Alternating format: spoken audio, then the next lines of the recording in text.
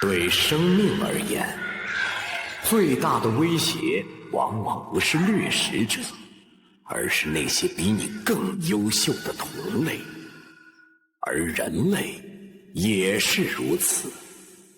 学习、工作、爱情，我们无时无刻不在和其他人竞争。那个实习生，他昨天又通宵加班了。他现在去老板办公室，不会是已经把项目完成了吧？哎呀，怎么办？他要来了，他要来了！刘总，稳住，稳住啊！不过是实习生而已，咱不怕他。实习生？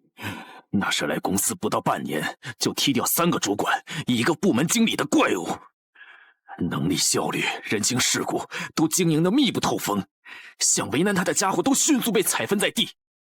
表现甚至引起了董事会的特别注意，说不定哪天都要爬到我头上来了。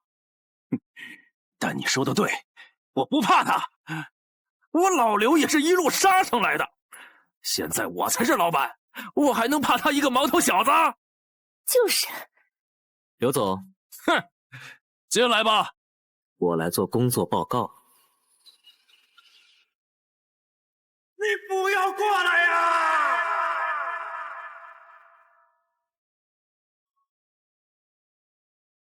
没想到老刘这么快就软了，那这家公司就开始变得有点无趣了。要不要换一家呢？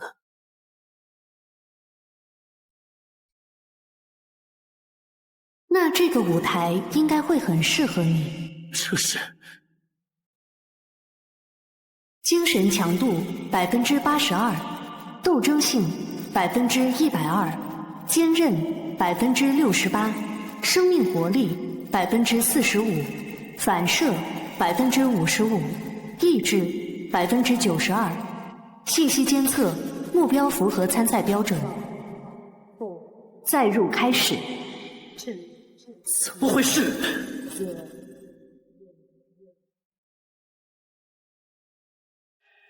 这是欢迎各位玩家加入这场死亡游戏。在这款游戏之中，玩家们需要投身无尽的小世界副本，执行任务。根据不同的任务要求，进行合作、竞争、对抗，甚至互相猎杀。神域账号极其稀有，会不定期在全世界随机抽取少量符合标准的玩家加入，而你们就是这一期接受考核的新人。竟然有味道，全方位的真实感官，就算是最先进的全息潜入游戏都远做不到这个效果。这技术可不像是在开玩笑。这是什么地方？喂，快放我出去啊！看来其他人也是被突然强拉进来的，这游戏的做法还真是霸道。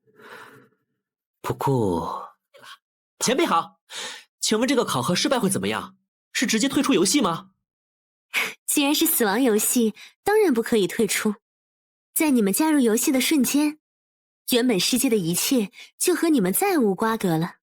就算是最先进的全息潜入游戏都远做不到这个效果。这技术可不像是在开玩笑。这是什么地方？喂，快放我出去啊！看来其他人也是被突然强拉进来的，这游戏的做法还真是霸道。不过，他刚才用了“考核”这个词。雨神姐姐，我可以提问吗？可以，而且我不是女神，是和你们一样的玩家。引导新人进行考核，就是我这次的任务。那您就是前辈了。前辈好，请问这个考核失败会怎么样？是直接退出游戏吗？既然是死亡游戏，当然不可以退出。在你们加入游戏的瞬间，原本世界的一切就和你们再无瓜葛了。玩家在副本的间隙，也只能返回自己的个人空间休息。你们的个人空间，也就是自己脚下的平台。哼，果然是这种设定。不过被囚禁在这么小的一个地方，这待遇也太惨了吧。不过你们也不用太担心，大部分副本都并不致命，比如这次考核就没有失败的说法。只不过根据你们在副本中的表现，来决定初始奖励。通过完成任务获取的奖励点数，可以用来扩展个人空间，可以兑换世间的一切享乐，可以打造你梦想中的极乐园。最重要的是，能让你们变得更强。在无限神域中，你能兑换自己想要的一切，来一步步走向超凡。当然了，这些都是最顶级的 A 级奖励，我都没有，你们现在看看就好了。作为新人，你们现在只有3个随机的 F 能力作为新手礼包而已，其中技能、装备和道具各一，主要是用来帮助你们快速熟悉无限神域的战斗方式。王卷面前的3张卡片，技能可以直接学会，装备道具会进入物品栏，详细信息可以在自己的数据界面看到。这就是异能，这个世界上居然真的存在这种东西。那么现在，游戏开始。原来如此，是我一直以来的视线太狭隘了。无尽空间，超凡之路，这个世界比我想象的要有趣的多呀！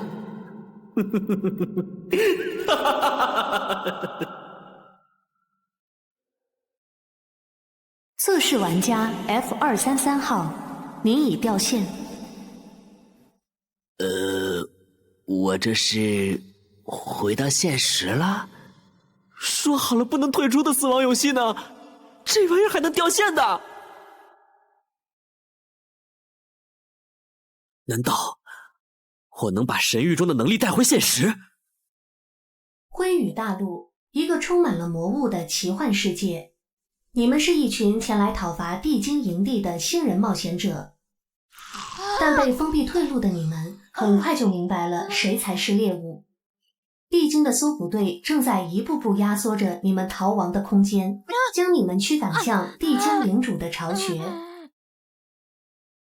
新手考核副本：地精杀手，主线任务：讨伐地精营地，任务奖励：根据任务完成度可获得10到300的奖励点数，任务时限1小时，场地效果：注意跑毒。地精搜捕队会以稳定的速度向前推进战线，系统地图上会显示搜捕队位置，请玩家及时规避。增益状态：英勇青铜5。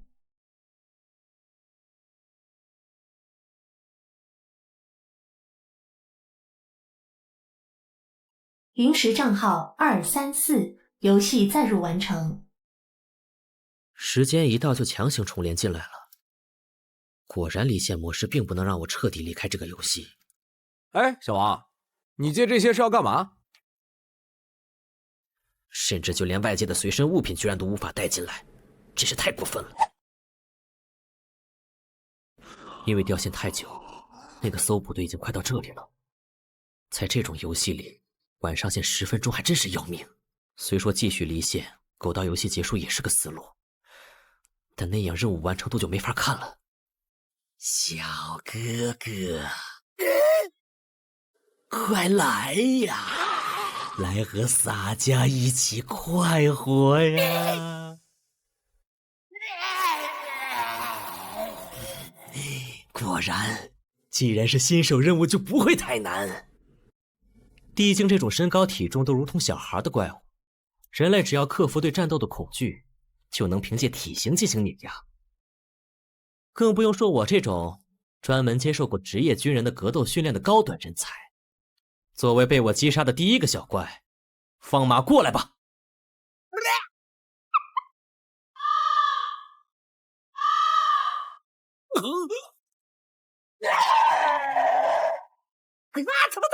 这他妈是什么世界观的地精啊！不是，任务还是讨伐地精营地，这赤手空拳的拿命打呀！所以，任务的关键是让我们用抽到的装备和异能想办法吗？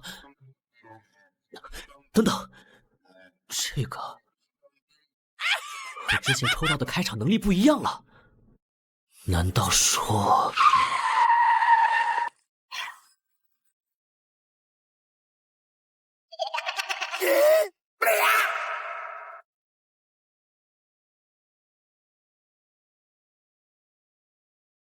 临时账号235，游戏载入完成。大概是因为离线的账号被视为死亡淘汰，但我本人又在不停的登录，重新接受考核，相当于又加入了一个新人。哼，这种 bug 估计只能在新手副本出现，错过了就再没这种好事了。活力激发，压制时机，难搏正。既然如此，这种拼人品的抽卡游戏，加速服没存，刷个初始号不过吧？顺便刷一个完成度100%的完美开局。怎么样？现在能走了吗？谢谢，已经完全恢复了。这个绷带是你的道具吧？可你自己的伤怎么办？我们已经没有恢复道具了。无所谓，反正那个女人不是说了吗？一个能复活的狗屁游戏而已，死了算球，老子不在乎。问题是，谁敢去试？谁敢去死一次试试？是不是真的可以在个人空间复活？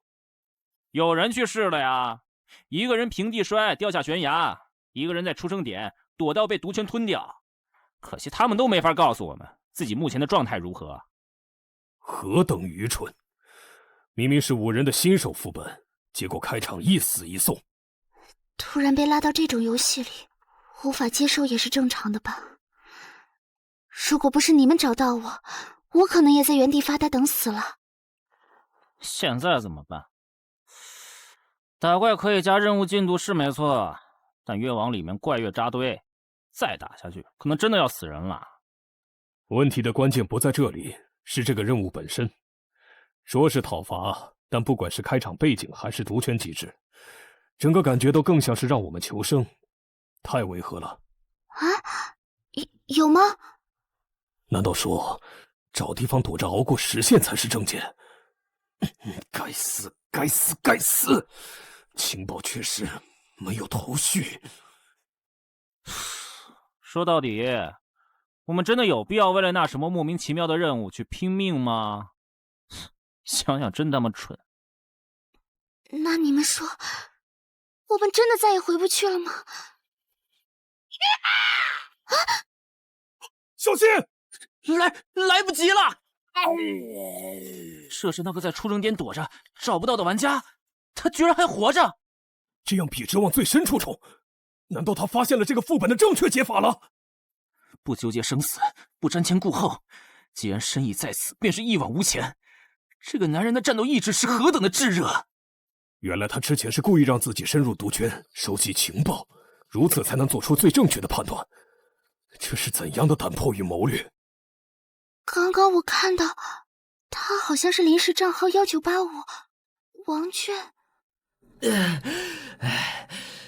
清灵之血、风行卷轴和速度激发的组合果然强大，就是身体有点吃不消。要是撞墙上，估计会直接暴毙吧。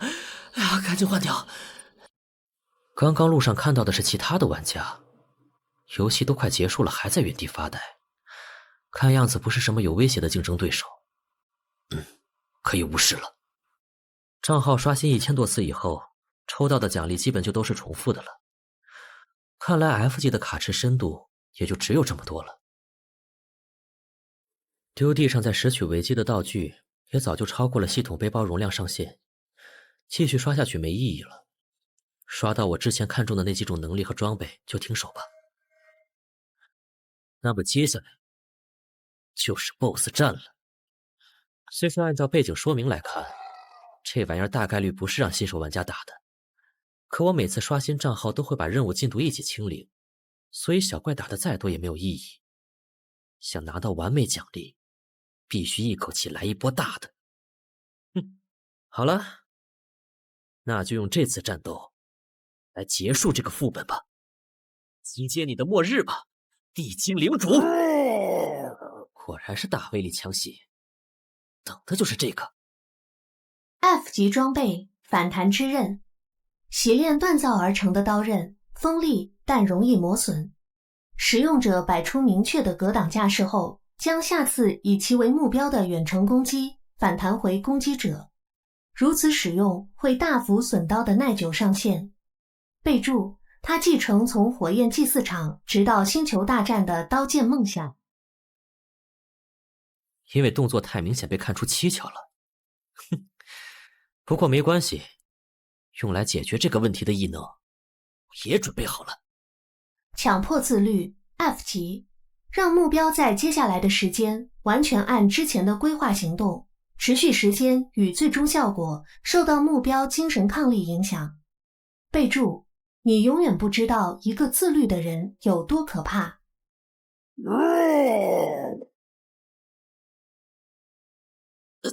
操，威力这么大的吗？弹反之后剩下的冲击力都差点把我震死，还好我消耗品多，一波打残。接下来就算用道具堆都堆死这个家伙。坚持住，兄弟！我们找到路就下来帮你。喂，是必须要打死这个 BOSS 才算通关吗？你是怎么判断出来的？等一下，你们不要过来！不用担心我们，无非一死而已。真男人是不会抛弃战友的。该死，必须速战速决！这些混蛋一定是来抢我的任务进度的。好友申请进入您的个人空间。同意。现在情况怎么样？已经在逼大龙了，估计能一波。谁问你这个啦？我是说你引导的那些新人啊。反正死不了，能有啥问题啊？100多人分在23个副本，现在应该都差不多结束了吧？唉，没人接的引导任务你抢着做，就算是为了奖励加5%的引导者称号，也没必要自己付费给每个新人买复活权限吧？做到这种程度，你说你图啥？突然被拉进游戏，能迅速适应的人毕竟是少数，大多数人还没弄清楚状况就死了，又没点数买复活，所以新人考核副本其实是死亡率最高的。大家都这么过来的，能帮一把就帮一把呗。反正没强化过的新人，复活费用10点一次而已，就算他们每个人都死一次，加起来也就1000多点而已嘛。大家都这么过来的，能帮一把就帮一把呗。反正没强化过的新人，复活费用10点一次而已，就算他们每个人都死一次，加起来也就1000多点而已嘛。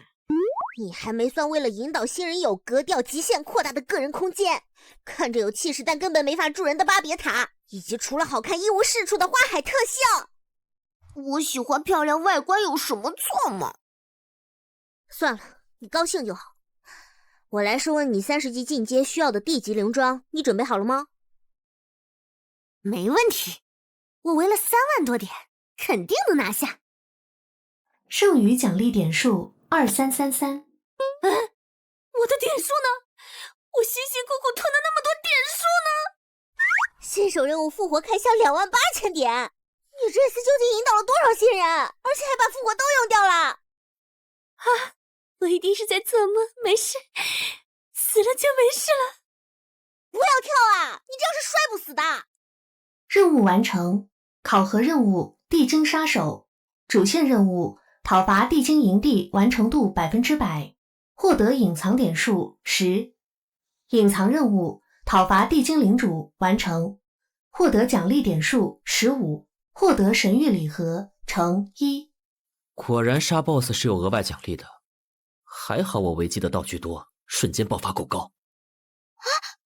我怎么显示任务结束了？对呀，明明时间还没到啊！果然，这个 BOSS 才是破局的关键嘛。临时账号2795考核任务通过，即将回归个人空间。不过这个所谓的个人空间也太寒酸了吧。玩家可以扩大自己的个人空间，每平米1点，还有无数家具装饰、景色外观可供购买，为您在无尽神域提供最舒适的居家体验。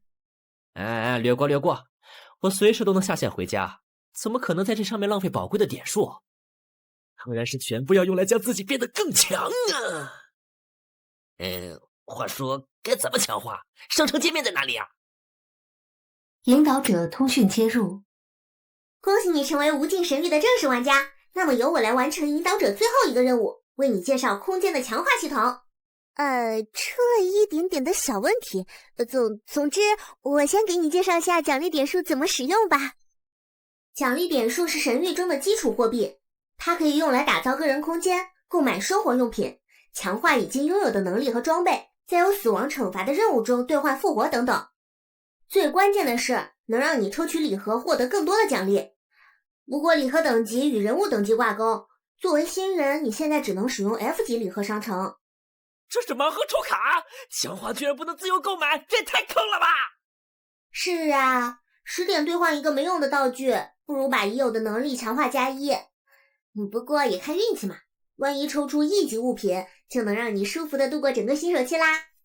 这是盲盒抽卡，强化居然不能自由购买，这也太坑了吧！是啊，10点兑换一个没用的道具，不如把已有的能力强化加1。不过也看运气嘛，万一抽出1级物品，就能让你舒服的度过整个新手期啦。不过你刚完成新手副本，手头上的点数应该都不够10点。改善下个人空间，兑换1个月的基础生活套餐就好。下个副本再继续努力吧。好啦，讲解结束，我们有缘再见喽。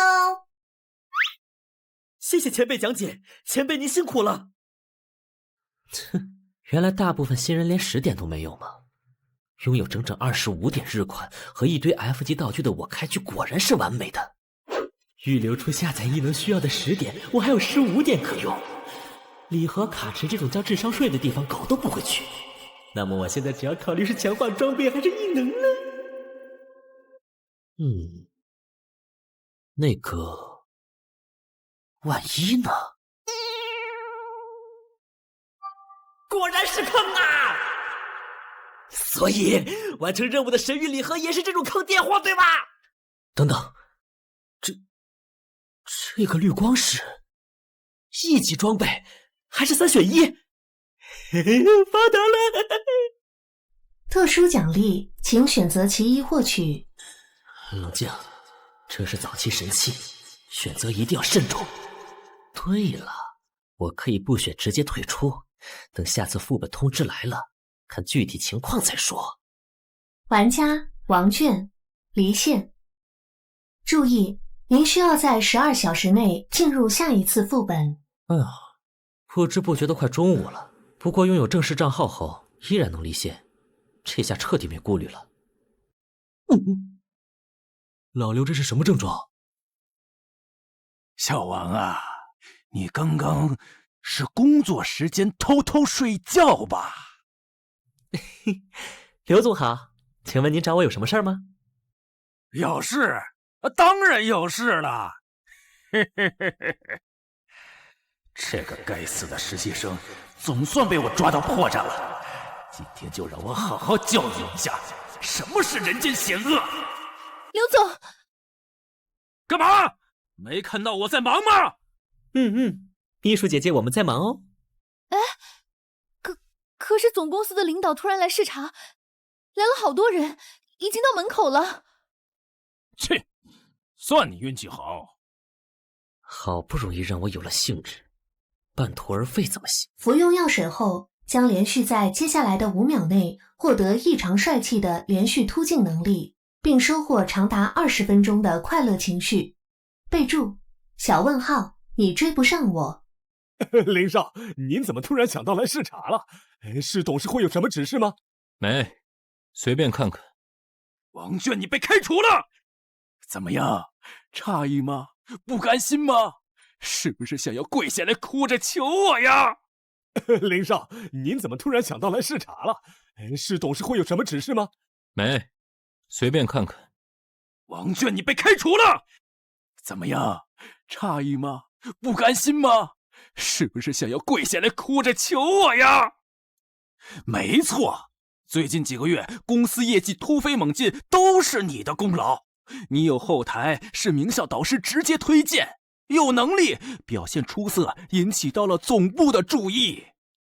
但那又如何？我告诉你，我刘猛能摸爬滚打到如今的位置，靠的就是欺上瞒下。你的大部分业绩都被划到我的名下了。现在你被我抓到一点把柄，我就能让你合情合理的从这里消失。无论是你的导师，还是总公司那些蠢货，我都能让他们无话可说，因为在这里只有我说了算。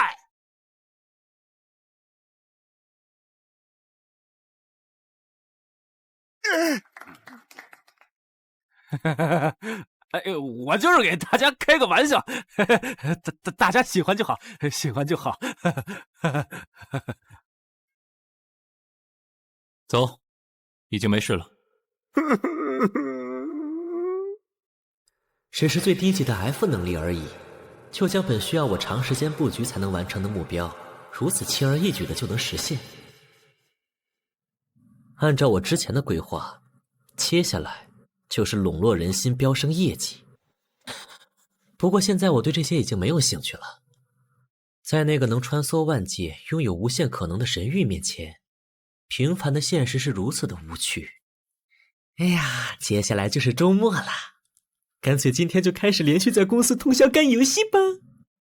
升职的最大的好处，也就是有了独立办公室，不用担心在游戏中失去对外界感知的时候被人怼脸了。也不知道那些不能从游戏出来的家伙，在现实中是怎么样的。这不是之前想抢我怪的那个人吗？一高校女生突然昏迷，被紧急救助中心收治后失踪，全市医院都表示今日未收入来自该校的病人。抱歉，该视频内容不存在或无效，请您观看其他视频。等一下，你们不能进去，王总他已经下班回去了。这下连现实都变得有趣了。无尽神域在现实世界之中居然也有相关人员，而且还在对进入游戏的玩家下手。在完全不清楚他们底细的情况下，用任何方式求助都只会加大自身的风险。无尽神域在现实世界之中居然也有相关人员，而且还在对进入游戏的玩家下手。在完全不清楚他们底细的情况下，用任何方式求助都只会加大自身的风险。不过至少可以确定，他们不想把自己暴露在公众的视野内。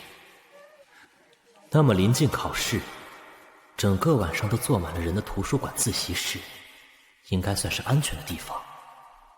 所谓藏叶于林，周围的同学都将是我的掩护。哎，那个，我突然想起来晚上还有事儿，就先走了哈。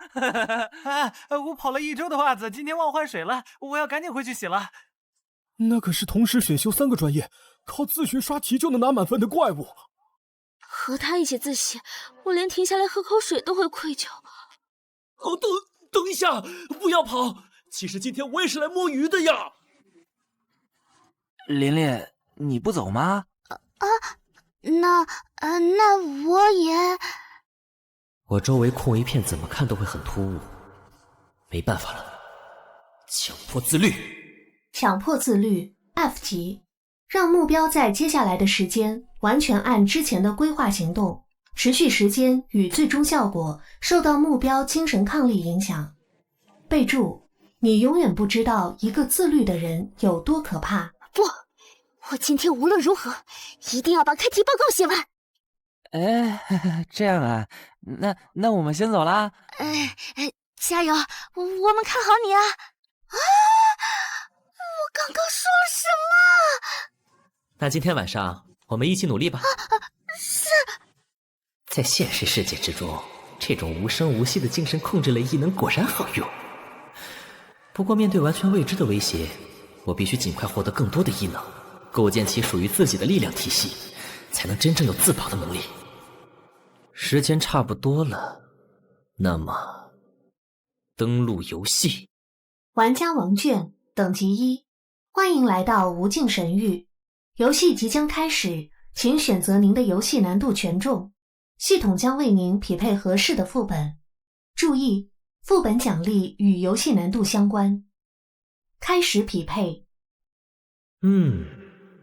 难度居然是可选的，很友善嘛。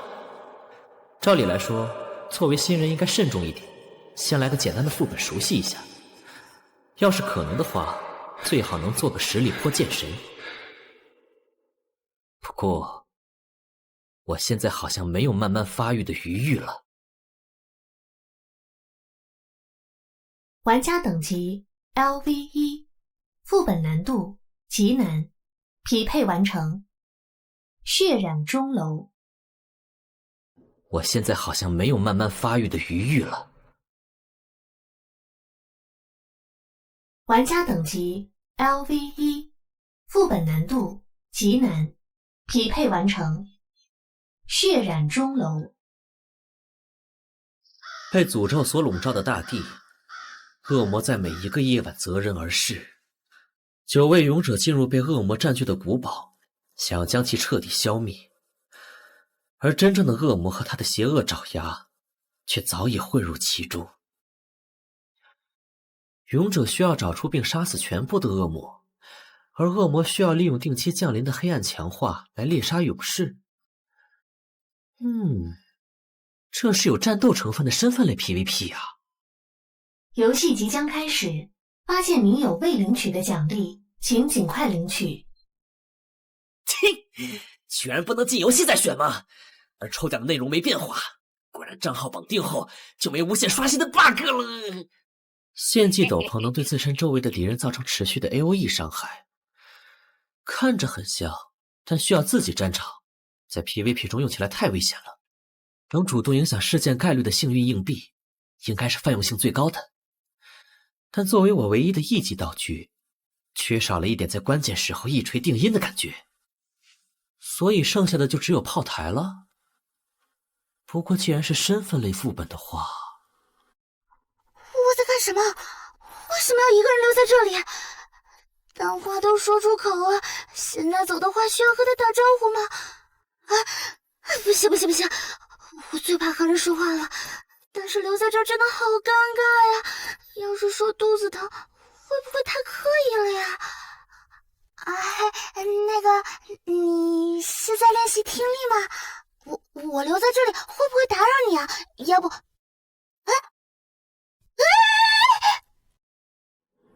好软！这是已经进入恶灵的古堡内了。这个副本的登录地点很不错嘛。欢迎来到血染钟楼，您的身份是恶魔。规则倒是挺简单的。勇者玩家没有能直接验恶魔身份的方法，身份线索全部藏在地图里，所以胜负的关键是要尽力干扰其他人探索地图，或者在审判会议上混淆视听。在副本正式开始前，恶魔玩家可以拥有3分钟的互相交流时间。各位被黑暗选召的使徒们，随吾辈一同将敌人彻底碾碎吧！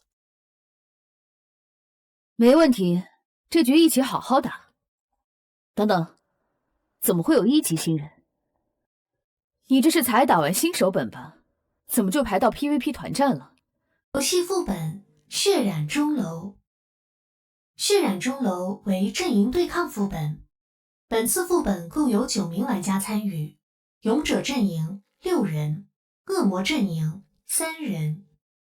恶魔阵营主线任务：阵营胜利，在本阵营至少有1人存活的前提下，将全部勇者淘汰出局。任务奖励：胜利阵营全体玩家都可获得50奖励点。失败惩罚：失败阵营全体玩家都将扣除50奖励点。支线任务：自身存活，奖励 F 级异能礼盒。击杀得分，击杀其他玩家可获得10奖励点。副本探索，每 20% 探索度可获得10奖励点。副本规则：血月与金钟。每次整点钟声敲响后，副本世界将进入10分钟的血月阶段。在血月阶段，勇者玩家将会被剥夺视觉与听觉及其全部相关能力。在血月阶段，恶魔玩家的战力将会获得大幅强化。每次血月结束之后，位于钟楼顶端的审判金钟将被充能，玩家们可以在此召开金钟会议进行审判投票。任何人敲响审判金钟，都可以将在金钟会议中被投票最多的玩家直接淘汰出局。整个钟楼充满了关于魔界力量的秘密，其中包括恶魔玩家的身份线索，让恶魔玩家在副本中得到强化的道具，可以带离副本的特殊奖励，请各位玩家积极探索。规则倒是挺简单的。勇者玩家没有能直接验恶魔身份的方法，身份线索全部藏在地图里，所以胜负的关键是要尽力干扰其他人探索地图，或者在审判会议上混淆视听。在副本正式开始前，恶魔玩家可以拥有3分钟的互相交流时间。各位被黑暗选召的使徒们，随吾辈一同将敌人彻底碾碎吧！没问题，这局一起好好打。等等，怎么会有1级新人？你这是才打完新手本吧？怎么就排到 PVP 团战了？一般来说，我们匹配到的人至少是7级啊。不好意思啊，我直接选了最高难度，还以为是提升任务难度什么的，没想到的居然是排到高级房。你这胆子也忒大了，直接排高级本确实奖励更多，但失败惩罚也更重啊！你作为新人根本不可能承担得起。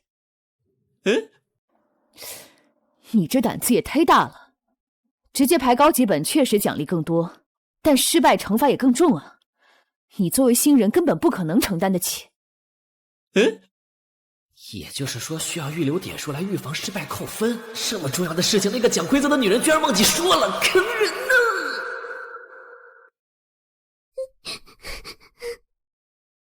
算你小子运气好，这局姐姐带你飞好了。不是我吹，10级玩家在这个分段就是绝对的大佬。也好，那就赐予你与吾辈一同胜利的荣耀吧。那就拜托2位大佬了，我一定努力不拖你们后腿。态度不错，一看你小子就是能当高手的人。时间紧迫，我们先共享下自己这边能看到的情报。吾所在之地充满了禁忌的藏书，军队吾等不用，吾稍后会全部毁去，避免落入他人手中。地面敲击声空洞，应位于此楼高层。我在刑讯室，大门现在打不开，窗户外面可以看到远处的岩石墙壁和回廊。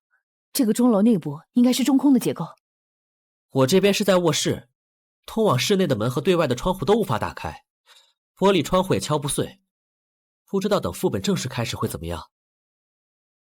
对外的窗户应该不会变，钟楼外的世界和这次副本没有关系，但门肯定会开，系统不会让我们开场就暴露，所以其他玩家肯定也和我们一样会出现在不同的单独房间。吾之会同预测，吾等很快就会与其他人会合，系统不会让吾有充裕的时间独行于黑暗，不然等待吾等敌人的将是一边倒的屠杀。要开始了，新人自保就行，我们俩设法在金钟附近会合，2人一起先探一下地图。这局带新人，我们打稳一点。慎重行事，正合吾意。明白，我会努力的。高端局果然不一样，这2个家伙理智、高效、目的明确，而且非常谨慎，感觉很靠谱哦。沟通时间一结束，门就开了，也就是说，其他玩家也进场了。外面的走廊就是之前徐姐看到的。1级，果然和他们推测的一样，其他玩家从房间里出来就能看到。我这个新手只要小心隐藏好自己就行了。反正看2位大佬理智慎重的样子，这局等躺赢了。4柱光临，太慢了，快去帮忙！开场杀人的肯定是恶魔，坚持住，我们来了！地狱的黑夜将荡平世间的一切。快去帮忙！开场杀人的肯定是恶魔。坚持住，我们来了！地狱的黑焰将荡平世间的一切。钟二病，看来这局又是我赢了。看来到此为止了，真是一场精彩的战斗啊！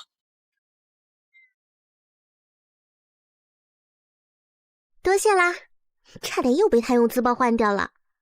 不客气，不过我也只来得及救下一个，下面我就没办法了。爽，我尽力了。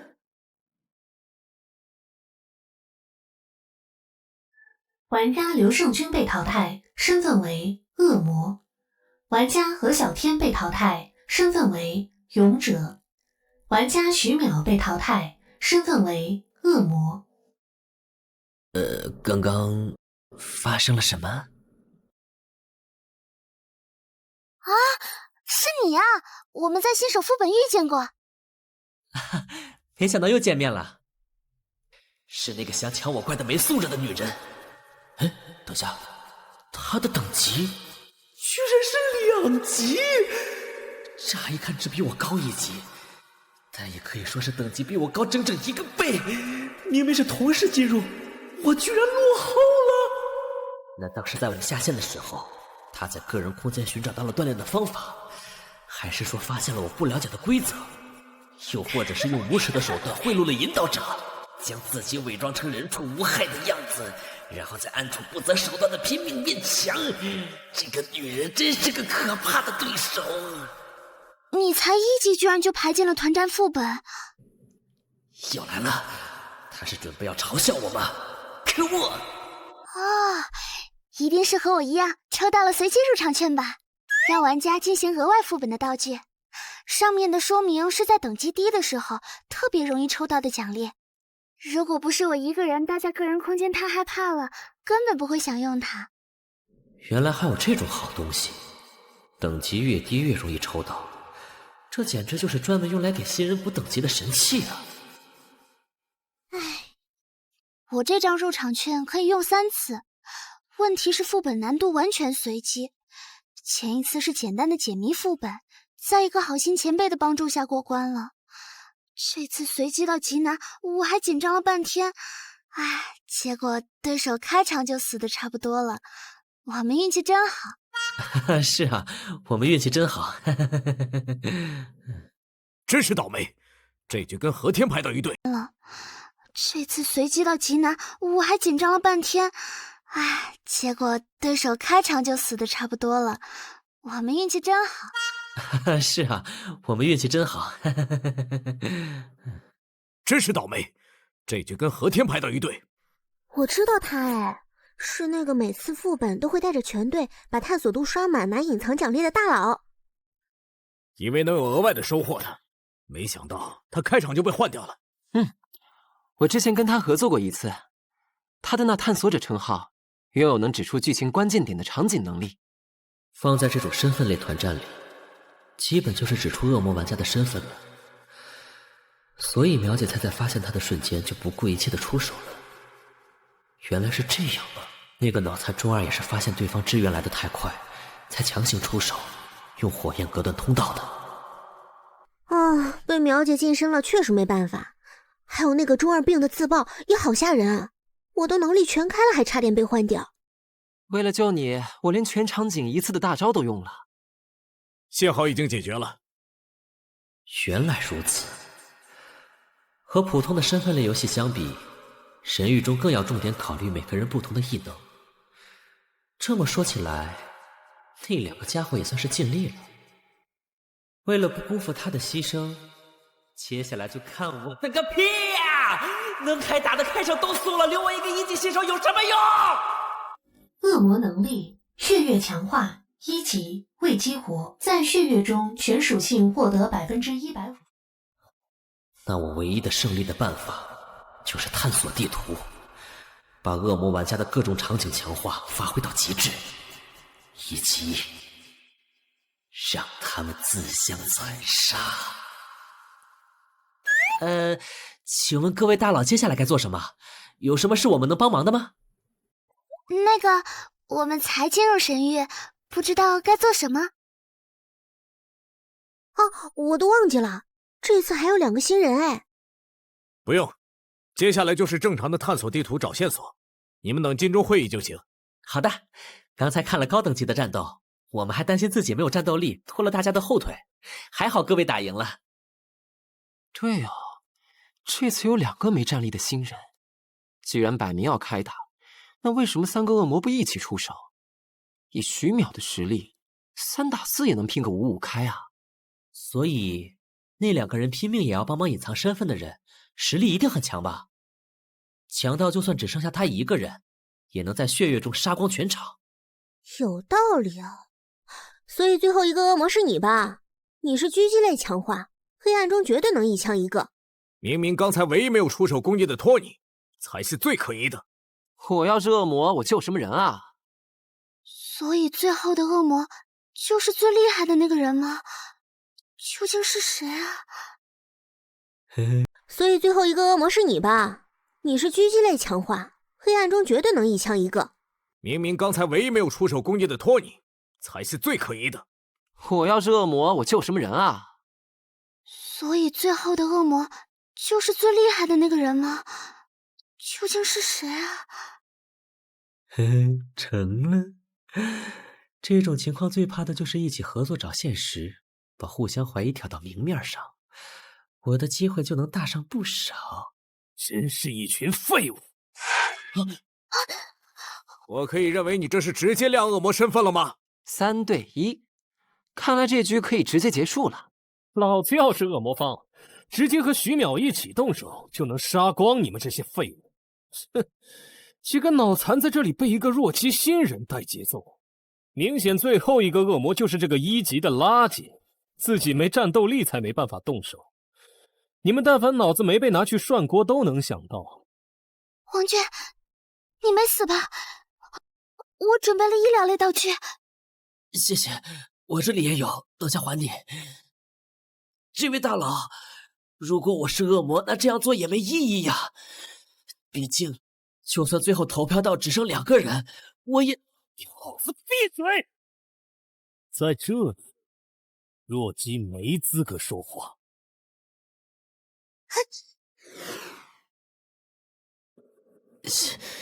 谢谢。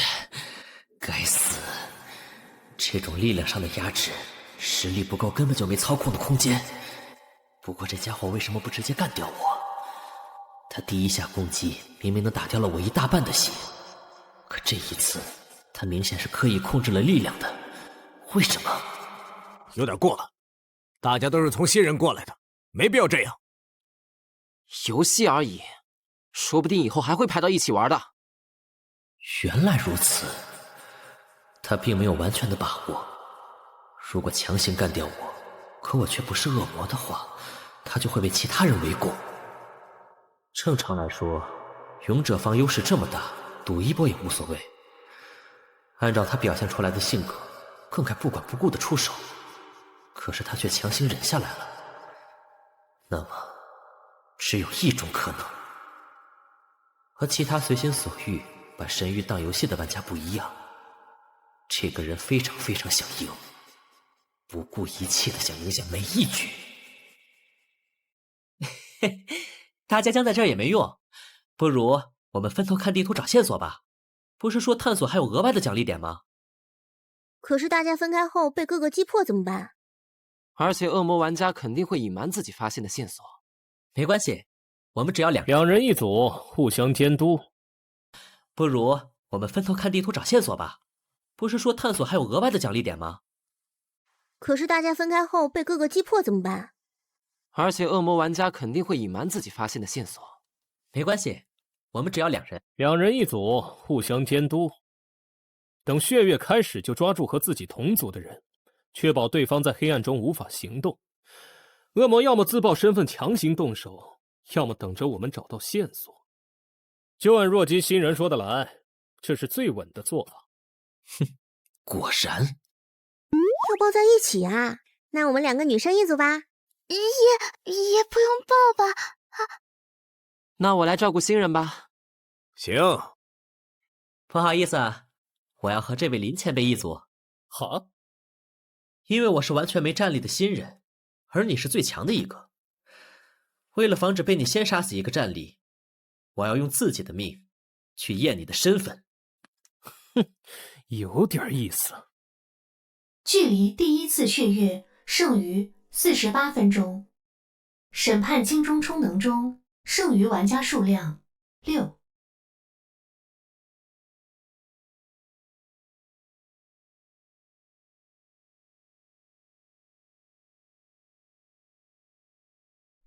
这是被那个中二病烧掉的吧？好可惜啊！图书馆这种地方，怎么想都会有很多线索。那个前辈啊，规则说让我们找恶魔身份的线索，那会是什么啊？直接给我们人名吗？姐姐，你看上去年龄比我大吧？直接叫我毛毛就行。其实我也才经历了10几个副本而已。不用这么紧张，刚进入无尽神域确实会不习惯，但时间长了你就会发现，不过是个特别厉害的全息游戏而已。反正也出不去，玩就好啦。至于线索应该不会那么直接，按我的经验，多半是啥靠近恶魔会有反应的道具之类。所以要找的是道具吗？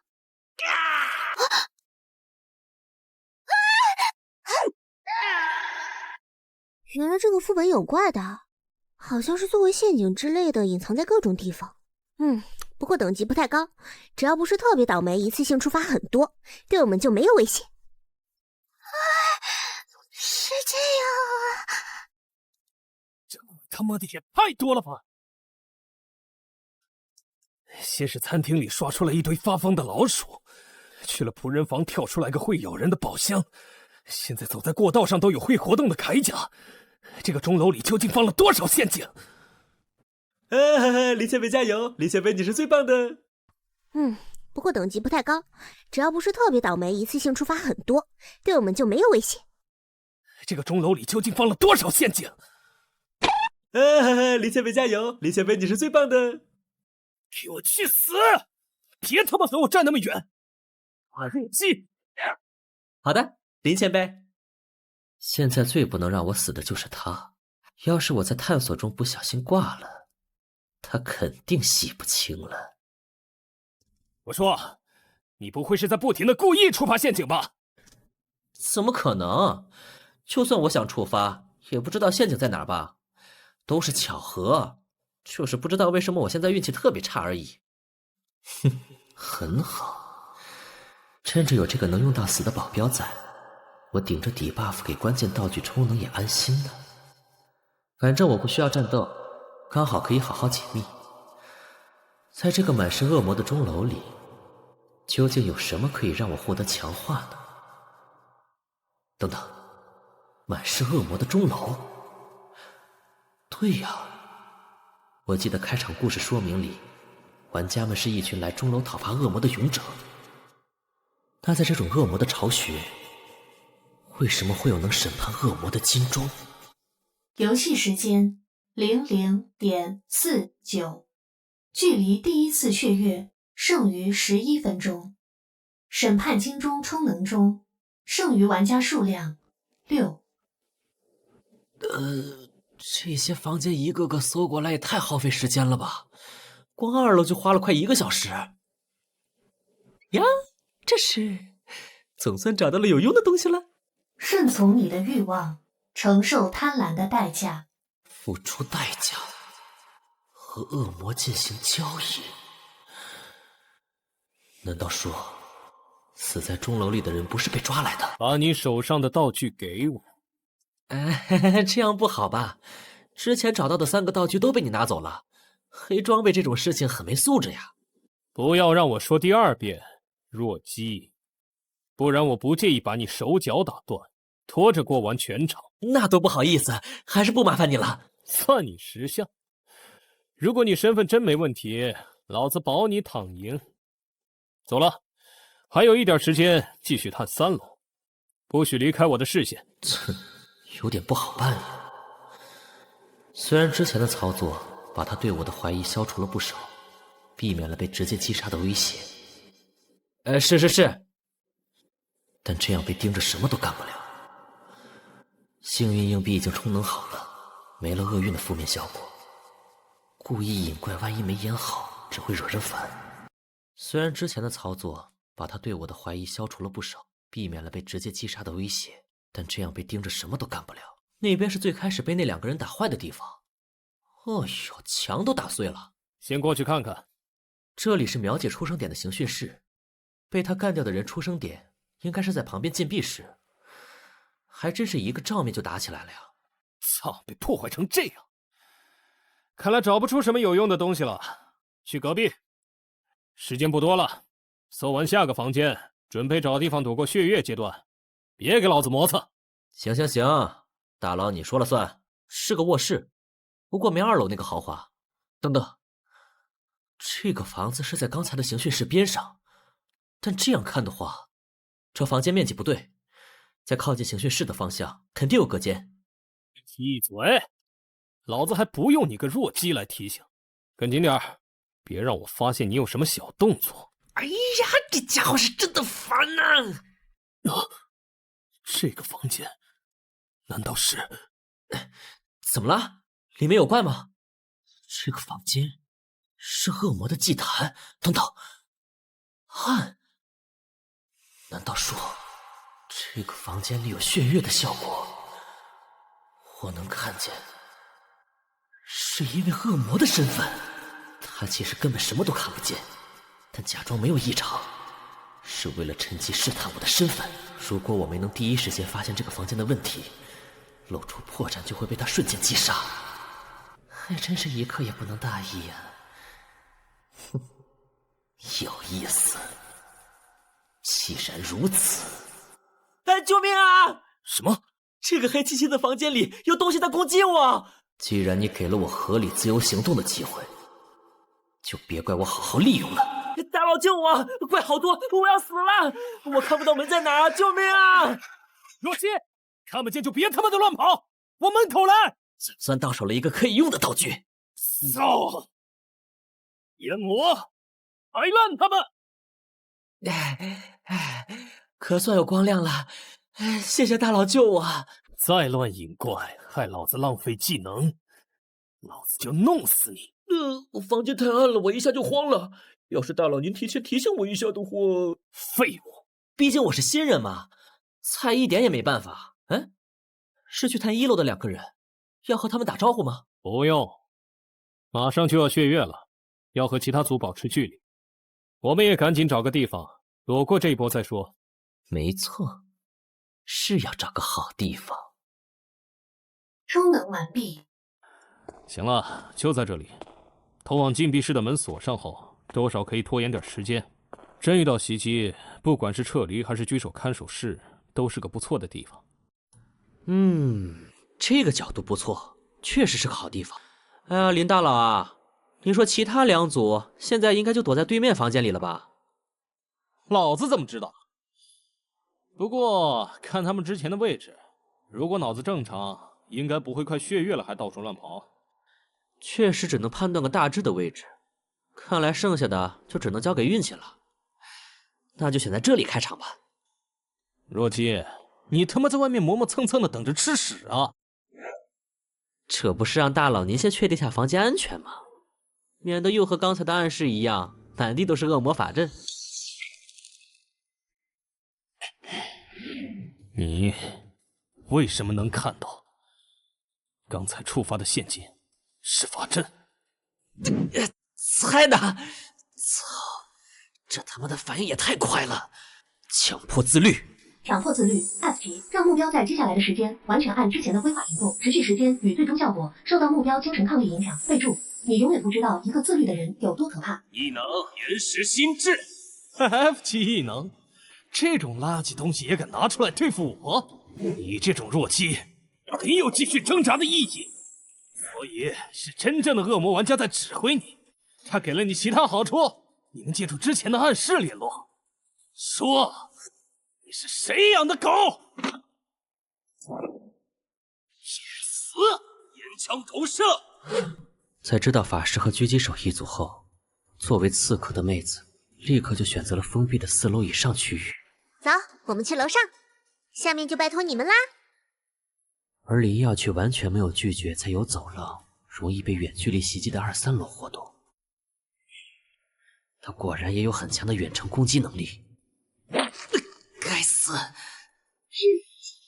勇者陷入黑暗，恶魔得到强化。总算赶上了，全部布局完成，接下来就交给运气吧。幸运币多博，装备反弹之位。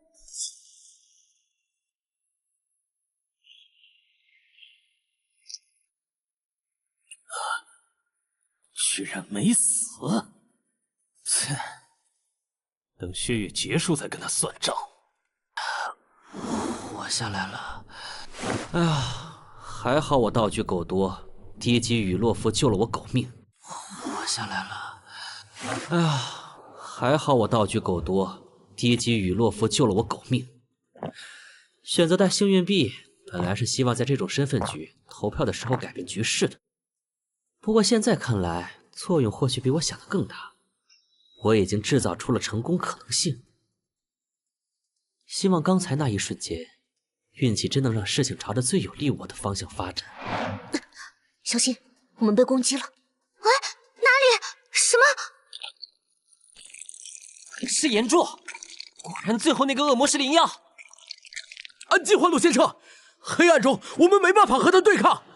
为了避免误伤我这个无辜的路人，接下来我要暂时退出这片混乱的舞台。剧情道具：恶魔法典。发现地层，地图探索度加20%。趁这个时间，好好挖掘下副本中的剧情奖励吧。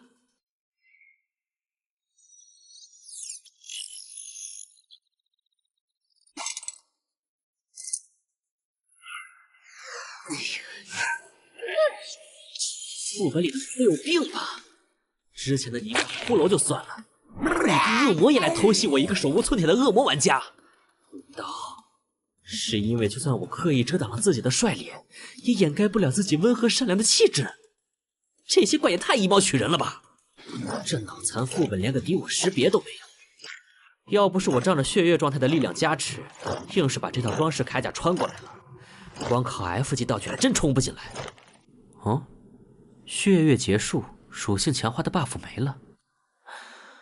还好需要打的怪已经清完了，如果一切顺利的话，地面上现在已经打成一团了，应该不会有人想起我这个在安心挖掘剧情的无辜路人。不过，就算成功让其他玩家内部，我依然有无法逾越的难题，实力不足。这个副本的规则是必须将勇士玩家全部淘汰，最后想要胜利，我至少需要能单挑干掉一个人。在血月的 buff 下，我借助这套笨重的铠甲和之前储备的大量 F 级消耗品，打 PVE， 刷下没脑子的地图怪什么的还可以，但用这套打法去对付其他玩家就是找死。那些老硬币有1万种方法玩死，所以通往胜利的唯一方法就是想办法从副本剧情中获得尽可能多的强化。任务物品上说地点应该就是这里了，那么契约重现。我等愿为您效力，我们将杀死其他同行者，来向地狱展现忠诚。这个道具触发后，居然一次性暴露全部恶魔玩家的身份，还好是藏在暗室里，这要是被勇者方拿到还得了？你们最主要的任务是将污秽之血涂抹到审判金钟上。成功后，我会赋予你们一次召唤血月的机会。在这次血月下，你们的力量会得到额外的强化。这是触发支线任务了。找机会污染金钟，换取一次主动的血月，听上去还算不错。但是，我拒绝。人类，准备好迎接死亡了吗？这是背叛我的代价。出现了，这游戏的副本果然能深挖。这整个塔楼都是您的领地，污秽之血看上去也准备良久。您想要毁掉那个金钟易如反掌，但却要为此上演勇士讨伐恶魔这样繁杂的戏，不真正为给您效力的人恶魔的身份，甚至连塔楼内的其他恶魔都会一视同仁的进行攻击。这种偷找外包又不签合同的做法，明显就是为了最后好甩锅。属下猜这个金钟属于一个您惹不起的大人物。属下再大胆的假设一下，这位大人物是您的上级。你很聪明，但就算你猜对了，又如何？根据在钟楼内各种线索推测，这里原本生活着你的属下，用各种灵活的方式与人类签订契约，为您收取他们的灵魂。因为审判金钟的存在，这个经营良好的网点被捕停业了，所以您才想将其清除。没错，原本为我主持钟楼的眷族都被那些无耻的违约者用金钟清除。其实您完全不需要用如此落后的方式获取灵魂，只要抓准自己的差异化赛道，加强对势能积累的简单复用，实现价值的转化，就能通过特有抓手找到自己擅长的垂直领域，开拓独属于您的蓝海领域。简单来说，就是属下有办法为您获取更多的灵魂。重新自我介绍一下，王倦，从业以来得到每一任老板高度认可的优秀下属。您只要提出目标，我就能为您带来成果，而您只需提供一点点微不足道的投资而已。很有理，人类，你想要获得什么？人类，你想要获得什么？更多力量，还是地狱的爵位？只要你工作足够出色的话，在没有成果之前，怎么好意思谈报酬呢？属下是出于工作需要，是为了更好的为您服务，想请您帮忙引荐一下那位立下金钟的大人物。要签契约，当然要找最强的那个。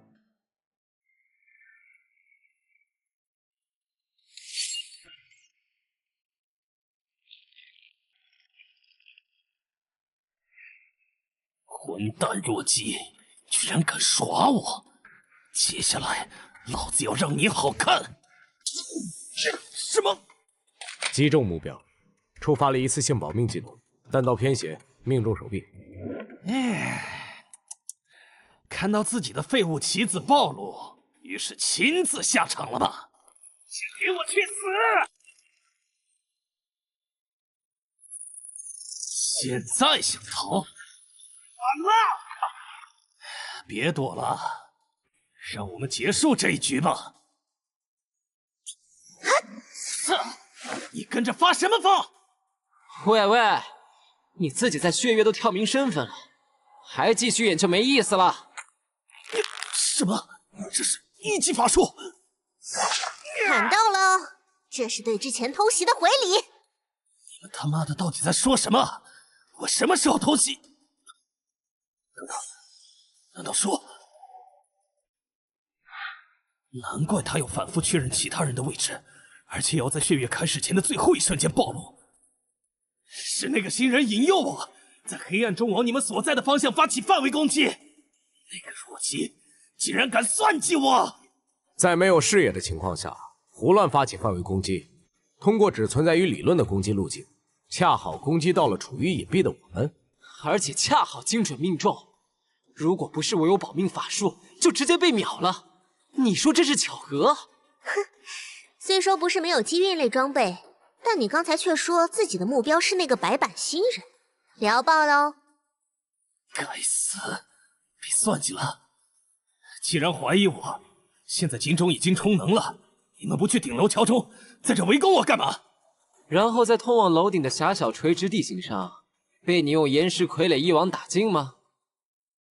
如果你愿意老老实实被我们彻底打残，解除战力等敲钟也不是不行。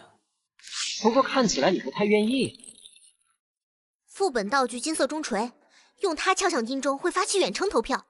我们去拖住灵药，你去敲钟。明白。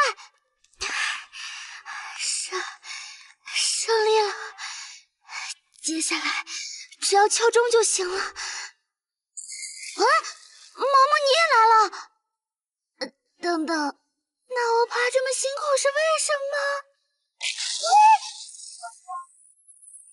身份是勇者，玩家脱离淘汰。身份是勇者，玩家毛怡文淘汰。身份是勇者。都不是恶魔，怎么可能？难道？苍龙，我疼了！你想用什么姿势赢都行。哦，不是这个。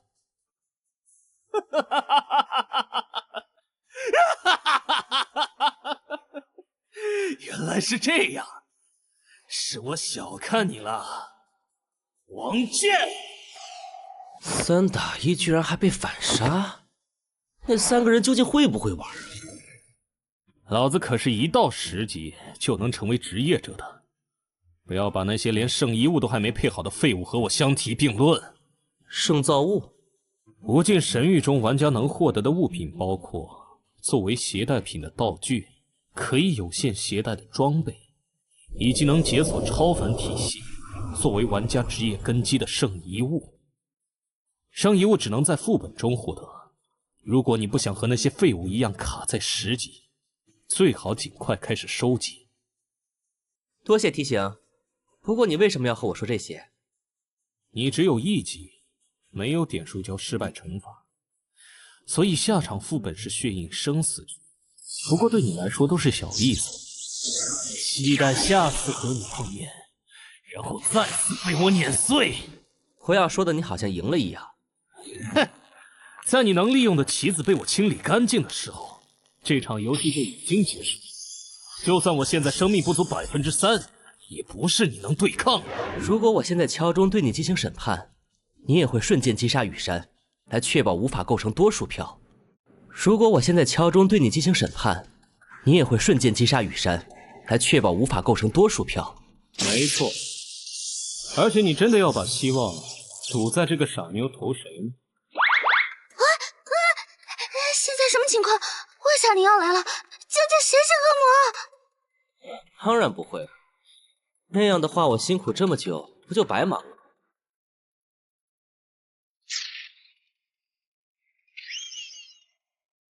上钩了！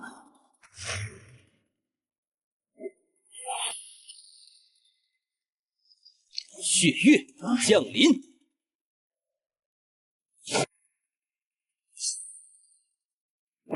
这个老硬币果然还留有这种不讲道理的大范围攻击，伤害好吓人。还好我假装莽一波，在最后一瞬间突然开血月，把他的大招都骗出来了。刚才那应该就是他最后的底牌了。不过以他的个性，应该继续维持高强度范围攻击，彻底弄死我，而不是趁机在地上布满碎石，利用响动来探测我的位置这种小手段。就算还有后手也没关系，接下来的10分钟足够得到强化的我把它一层一层扒光了。啊！我被攻击了，这家伙下的手，什么手？不对，生命值没变化，这个血迹还有这种清晰的疼痛感，难道是我现实中的身体受伤了？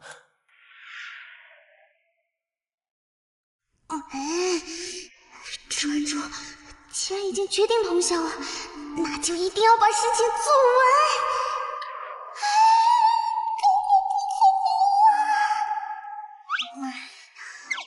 真是的，都1个多小时了，这个家伙究竟是怎么回事啊？哟，你居然还敢来图书馆啊！而且看上去和新男人玩得很开心嘛。什么新男人？你是谁啊？薛婉，上次你去教导处举报，害我被处分了。哼，不就是拿了丢桌上的破耳机吗？这个贱人居然跑去教导处找，还差点报警。啊，对不起，我不知道，而且那个耳机是我占座的，给你添麻烦了。消消气，宝贝儿。龙哥，我这不是答应来帮你出气了吗？谢谢老哥，你果然最疼我了。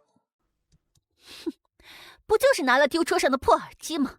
这个贱人居然跑去教导处长，还差点报警。消消气，宝贝儿。啊，对不起，我不知道，而且那个耳机是我占座的，给你添麻烦了。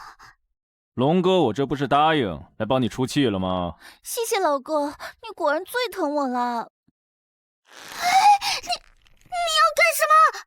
别怕，我不打女人，所以。王俊，你没事吧？王俊，怎么回事？我不是陪你来讲道理的吗？怎么打起来了？喂，老公好帅！老公，快继续揍他呀！喂，兄弟，你怎么样？确认目标持续深睡中，之前的移动应该是信号错误。准备伪装介入，收容开始。救护车来了，怎么回事？有人在图书馆里打架哎！听说是争风吃醋哎！啊，你确定吗？怎么看着不太像啊？兄弟，你一定要挺住啊！救护车来得好快，他应该会没事的吧？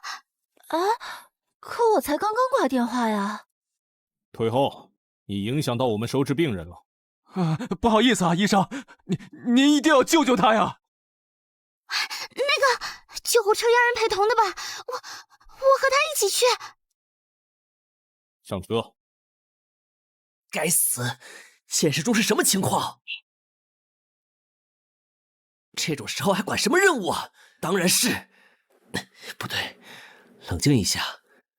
我现在在学校图书馆，正常情况下不会有什么危险，受伤顶多是发生了意外，比如摔倒什么的。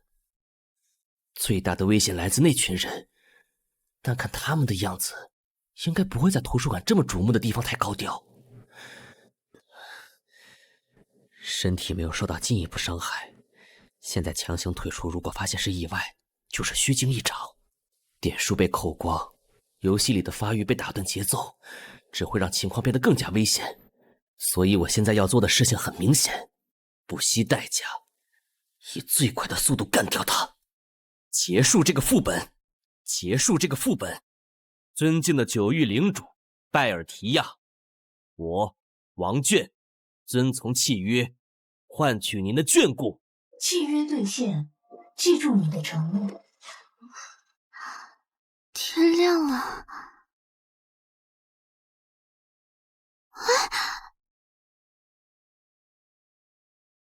玩家灵药淘汰。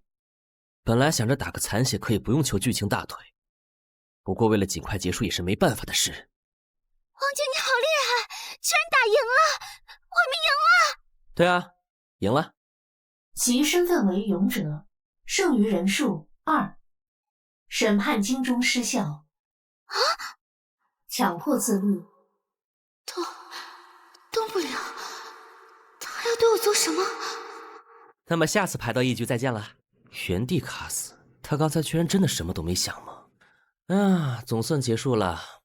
不过等下还要回个人空间兑换奖励，做好准备，以防现实中真有危险。毕竟我才1级，连任务失败惩罚的50点都拿不出，你就当照顾新手了。我明白了，原来你才是最后的那个恶魔玩家，王娟，你这个骗子！失败惩罚？那是什么？我也没有50点啊，点数需要留吗？哈！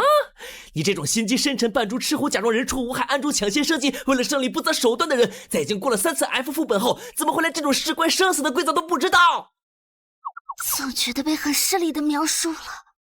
嘿嘿，你骗谁呀？我才不会上当呢！等等，事关生死，难道说这个游戏点数不够扣的话，真的会死？喂，你地图探索度多少了？我要死了！快说呀，探索度多少？什么？探索度是是15%，怎么了？哼，这效率也太低了吧，感觉会浪费我不少时间。走吧，我赶时间，我们搞快点。啊，去哪儿？但下一场就要靠你自己想办法了。谢谢，你果然是个好人。可我们不用从楼梯下去吗？剧情相关的内容难道不在下面吗？都说了我赶时间。明明是自己不惜献祭亲人召唤恶魔，也要立下的契约，得到力量之后，却说是被恶魔蛊惑，大义凛然的前来讨伐。人类还是这样的不可理喻。恶魔，那要试着和我做个交易吗？哦，虽然我不认为已经是祭品的你能拿出什么，不过听听也无妨。你想要什么？复仇、力量，还是自由？我要将你们这些恶魔驱逐出这个世界。你向恶魔许愿，获得驱逐恶魔的力量，有趣。为了那样的契约，你能付出怎样的代价？把这个世界变成真正的地狱。圣徒约拿将能审判恶魔的金钟传播到世界各地。很快，恶魔的势力便被清除出了这个世界，但已经全面开始的恶魔审判却早已无法停下。教会靠其巩固权势，政客用它排除异己，商人以此垄断利益。正是因为所有人都知道不再有真正的恶魔，所以一切罪恶都可以肆无忌惮地以审判恶魔之名进行。人类相互猜忌，彼此提防，战争与屠杀最终将整个世界吞没。讽刺的是，恶魔信仰反而卷土重来，甚至占据了用来审判恶魔的钟楼。但对于残存的人类来说已经无所谓了，毕竟真正的恶魔在人心之中。这就是你一定要把我从天台丢下去，摔成残血再一起跑地图的原因吗？怎么会，都是为了赶路而已，你不要多想。场景探索完成，我探索背景满了。故事复原完成，地图探索度100%。哇，你好厉害！场景和任务道具里的信息那么琐碎，你居然这样都能还原出整个故事。我直接问当事人的，和签订契约的大恶魔拜尔提亚，是这个副本的隐藏 BOSS。我作为恶魔阵营的玩家，和自己的老板交流下不过分吧？这副本也太不平衡了吧！恶魔玩家有直接送的情报，还有能跨10几秒人的强化，难怪我这么努力都赢不了。真是太好了。等等，献祭？献祭。就算要淘汰这种死法也太奇怪了！我建议这个玩家羽山淘汰，其身份为勇者。团战副本渲染钟楼任务结束，胜利方为恶魔。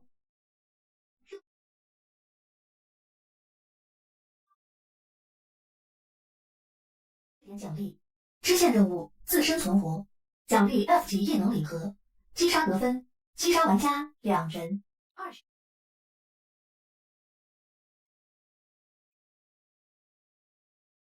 玩家等级提升为2级。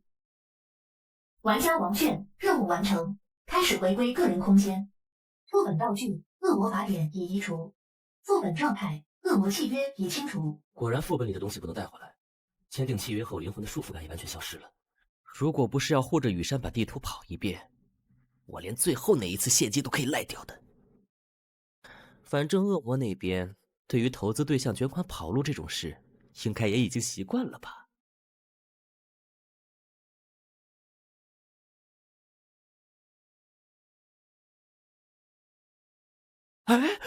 副本道具被我带出来了，这是富贵险中求啊！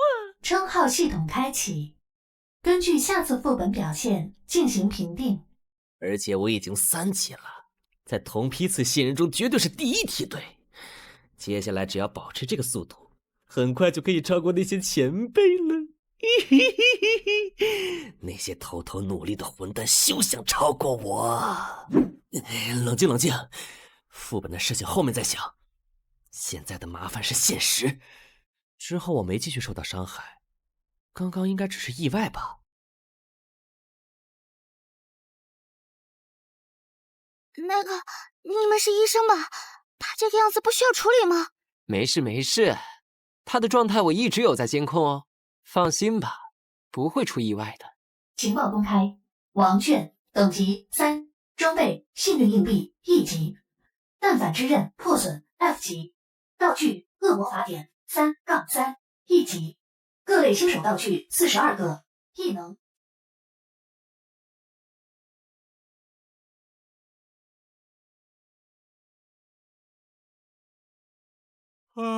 目标成功回收，之后填写报告的事就拜托你了，希拉姐。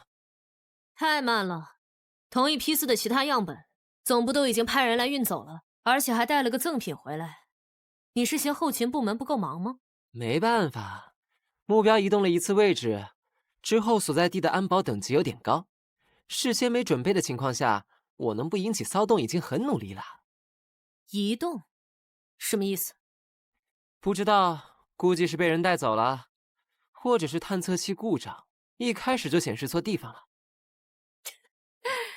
有趣，反正下次总部回收要等1个月后，不如就趁这个时间，让我好好研究一下。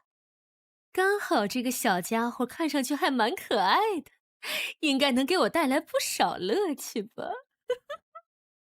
对啦，报告别忘啦。知道了，要是不及时上传，老头子又要唠叨了。那你倒是自己写啊！我操，这下麻烦大了！我才刚刚进入游戏，正常来说不是应该给我时间狗发育吗？怎么一局出来就发现自己被人一波带走了？之前经过向下的电梯，房间位置应该在地下，角落有监控，大门有电子锁，顶上有通风口。这次 F 级异能礼包选出来的3选1奖励，其实都还挺适合逃命的，甚至可以把点数都砸在卡池里，看抽到啥再来搭配。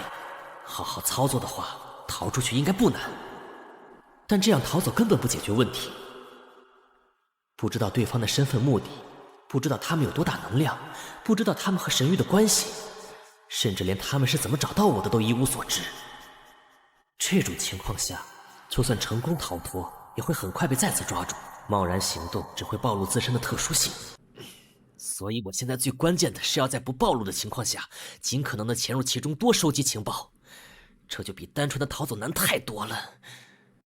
生理数据监控，温度舒适，空气新鲜，伤口处理完毕。有点硬，但比出租屋的床板好。日常睡眠不足5小时的某卷王，在躺平中得到了充分的休息。仔细想想，现在我不用担心现实中的身体情况，可以安心准备下一个副本。其实就这样躺平也挺舒服的。这是上一届排到的那2个人。原来这游戏还有好友功能啊！玩家刘胜军申请成为您的好友。对不起啊，当时情况比较突然，那个叫何小天的有很强的预知类能力，不把他解决掉，我们根本没法玩。我指望突然动手能多换掉几个，结果没成。不好意思啊，把你坑进血印了。新人，你被吾辈那受到赵暗诅咒的命运所牵连，将要面临血印的试炼。但无需惶恐，无需担忧，因为吾辈乃是无数次身负血印、无数次跨越生死之人。虽然因为神域的法则，吾辈无法亲自降临到你身边，但我意志与决心将会与你同在。这是吾辈赋予你的力量，心怀感激的收下。这2个家伙，看样子是一出来就发消息给我了。现在应该已经收到胜利通知了吧？不过他发我的这个视频是什么？难道还有什么秘籍？长宁镇是一个安宁祥和、很少有外人前来的矿业小镇。最近因为小镇外的矿井中挖掘出了一本古籍，这里开始出现有恶灵在夜晚游荡的怪谈，导致镇上人心惶惶。考古学者罗德教授委托了5位最专业的调查员前来镇上调查真相，平息镇上的流言。游戏副本《鬼镇奇谈》。《鬼镇奇谈》为组队合作寻奇物副本、养奇物副本，共有5名玩家参与，请玩家们团结合作，共同完成任务。任务范围：长宁镇，玩家不得离开这一区域。任务目标：在任务实现的7天内回收1级圣遗物符灵文书。任务奖励5，任务惩罚5。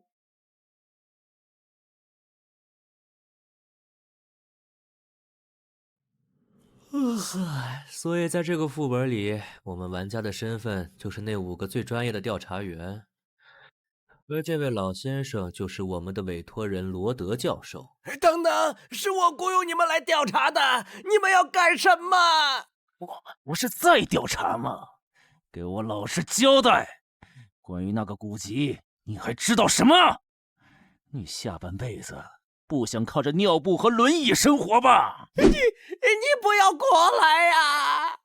通常来说，任务委托人多少会隐瞒些信息，而且为了闹鬼的流言就花钱去请人来调查的，他肯定多少知道些什么。哦，通过刑讯逼供来彻底弄清楚甲方的想法和需求，这样才能更好的为他服务。这么好的办法要是能推广开来就好了。不过这副本为什么完成任务都没有奖励啊？因为这是需要特殊门票才能进入的奇物本，奖励就是目标本身。F 级圣酒物特灵文书。圣遗物，林耀也说过这个词儿，能用来解锁超凡体系，作为职业根基什么的。玩家10级以后就需要确定自己的职业，而圣遗物就是合成职业的材料。除此之外，圣遗物本身也有非常强大的力量。哎，连这个都不知道，你不会真的只有3级吧？我还以为你有啥能力可以隐藏等级和称号呢。萌新如假包换。不会吧，徐淼，这就是你找来的帮手？你这就是直接放弃了？我乐意，要你管。问出来了，这老头是考古队负责人，因为挖掘出的古籍被市长征收，想要取回才雇的我们这些人。也就是说，符灵文书其实是在市长那儿。目标锁定，冲冲冲！很好，我带了开锁道具，路边调个车，我们就出发。徐淼，我们先走一步，这局承让啦！嘿嘿嘿嘿。哎，这局不是合作副本吗？副本机制是合作没错，但是作为奖励的圣遗物只有1个，大家只能各凭本事。所以这种副本大家都是尽可能的多收集入场券，就算不能组成完全的亲友团，也要多带自己人作为帮手进场。这个本总共有6张券，我弄到了3张，结果1张给了你，想让你有机会调整心态，熟悉战斗。另外1张找的帮手在最后关头把我割了。原来这种东西很宝贵吗？那当然，这可是100%出圣遗物的副本。所以你现在对于坑掉我1张票的事情，是不是很愧疚啊？哎，原来你知道啊？开玩笑的，我消息发出去才看到的系统通知。不过既然答应了带你，我就不会反悔。你也别多想，那时候我票都给你留了，就算临时想换，也组不到合适的人。所以我们只要抢在其他人之前把任务完成就行了，对吧？好，奇物本自身的难度可不低，那3个人也都是好手，你想试试？被人找来帮忙，不全力以赴怎么行？而且来都来了。既然如此，我们也快走吧。等他们闲起来，警察封路就不好办了。我们这个等级面对大量枪械还是够呛。闹起来？封路？等等，设定上官方是我们的友军吧？你刚刚进入没多久，心态还没有调整过来。时间长了你就知道，无尽神域归根到底是个游戏，副本世界对我们而言只是游戏的场地。在副本中不计后果，直接高效的完成任务，这就是玩家们的做法。任务：为王奶奶找到走失的母鸡。你看他们是怎么找 NPC 问情报的就懂了。现在他们要么在策划绑架市长，要么在准备突袭市政厅。哎，是警局吗？有几个暴徒准备袭击市长。哎，对，不用谢我，我是热心市民。好了，我们现在去警察局录口供吧。你在干嘛？这和我们的主线没关系吧？把副本内的势力调动起来，限制对方的行动，同时为自身提供便利，最大程度借助副本自身的力量，这是我的做法。系统地图有标记功能，一路上看到商店、医院之类的，都可以在上面标出。这种场景固定、中长时间的副本，一般来说花点功夫摸清环境总是有用的。哦，原来还有这种功能，谢谢苗姐。对了，你和其他玩家对话也不用担心 NPC 听见，玩家任何违和的言语举动都会在认知上被屏蔽。看建筑风格和行人打扮，副本背景类似20世纪初的美洲，这种矿业小镇的行政力量一般不会太强。如果对方的战力和苗姐你差距不大的话，想要靠副本 NPC 彻底围杀他们好像不太现实。离间、偷袭、下毒，不知道附近的驻军有没有办法调动。对了，这个副本有恶灵的说法，如果投靠到怪物那边的话……啊，不用做到这一步。虽说有竞争关系，但这其实是个合作副本，玩家之间一般不会直接起冲突的。居然这么和谐，难道所谓的合作者不就是用来背锅挡刀的吗？思路很棒，我很期待你被人挂在公屏上骂的那一天。总之，能获得情报上的帮助也是好的，而且西部小镇民风彪悍，说不定能给我们惊喜呢。哎，给我去死吧，你这个邪魔！我操，这民风也彪悍过头了吧？现在你打算怎么办？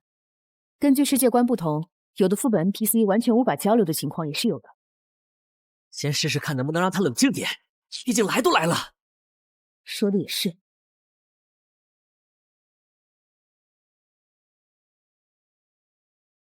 强迫自律。警长先生，我们得知有几个无法无天的暴徒潜入长宁镇。我们是来报警的。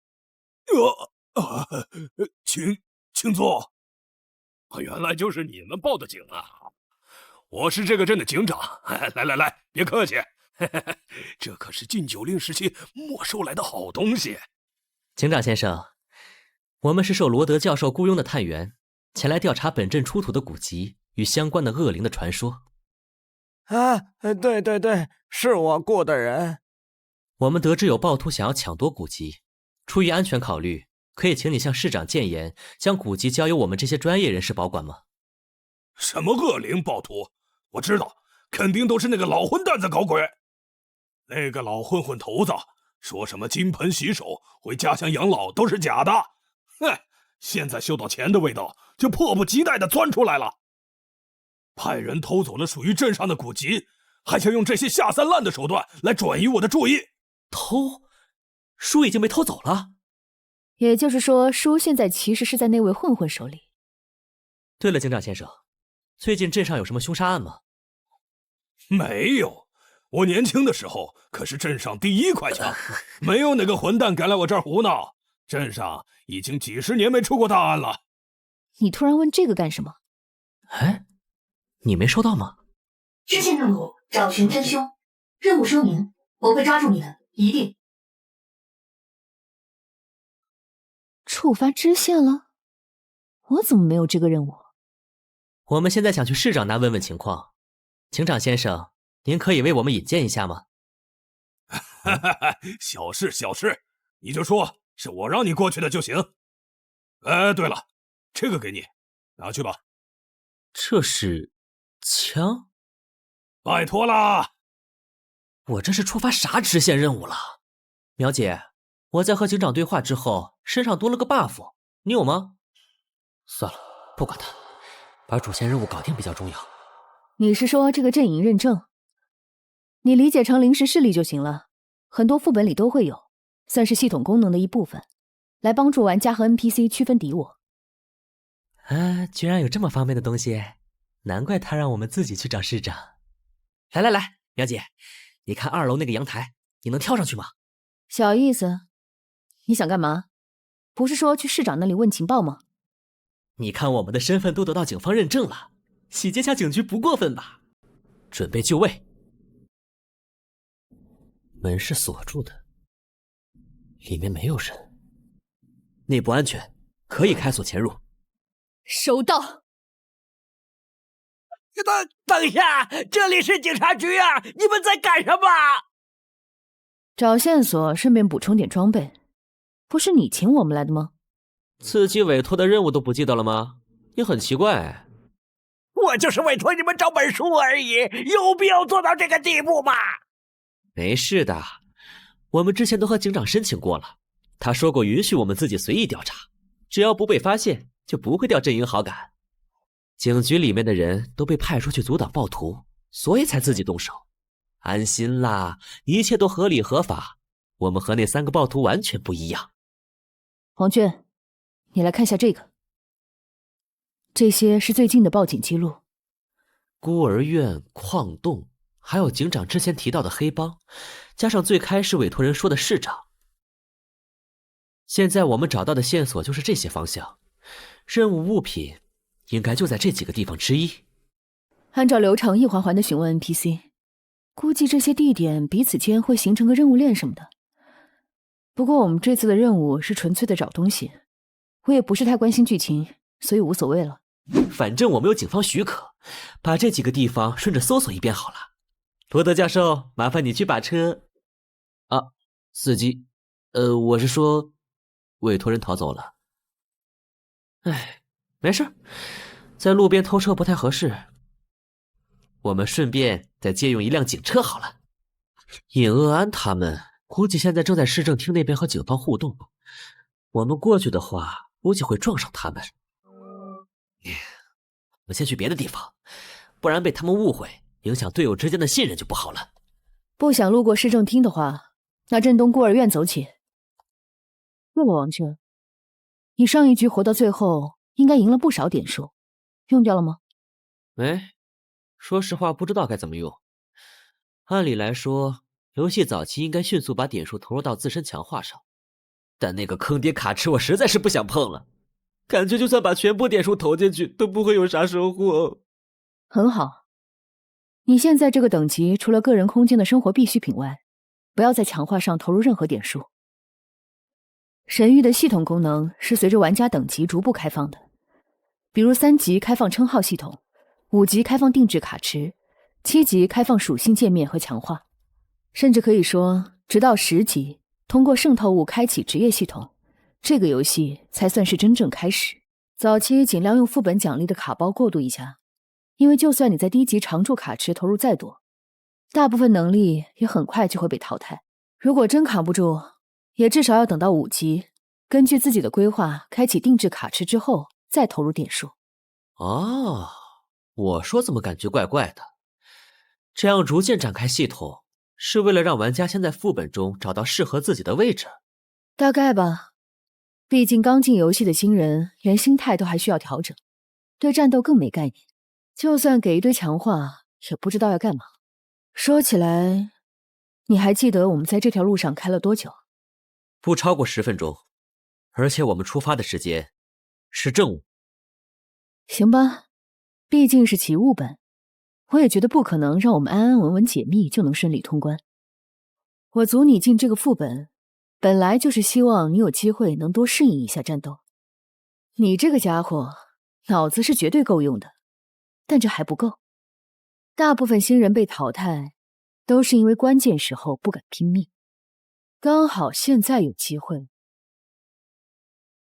你不是拿了不少枪吗？等下我来掩护你，你试着自己。苗姐，把安全带系好。等一下，你要干嘛？让我们提醒下这位怪物小姐。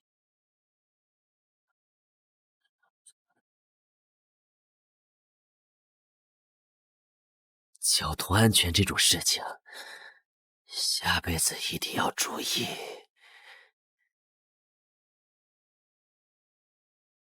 生命值损失27%，左臂与头部受损，还挂了个流血的 debuff。我自己下车去把那个怪砍了，都不至于伤成这样。没办法，我抽到的能力都是辅助类的，想越级打怪，只能稍微冒点风险啦。我大概猜到你上一届是怎么赢的了，感觉更像是丧尸一类的怪物。不过能把车撞成这样，身体强度比一般的丧尸强太多了。苗姐，那这种等级的怪物，你全力出手能对付多少个？5、6个肯定没问题。考虑到丧尸类怪物一般都没有脑子，估计再多1倍也能打。那多100倍以上。快跑！他们追过来了！外乡人，杀死他们！去死吧，邪魔！这个数量是怎么回事？如果是普通丧尸也就算了，这些家伙能跑能跳，力气大的吓人，甚至还能说话。放在低级本都能当小 boss 的家伙，一口气放出这么多来，这副本难度绝对超标了。不行，我在室内也没有用。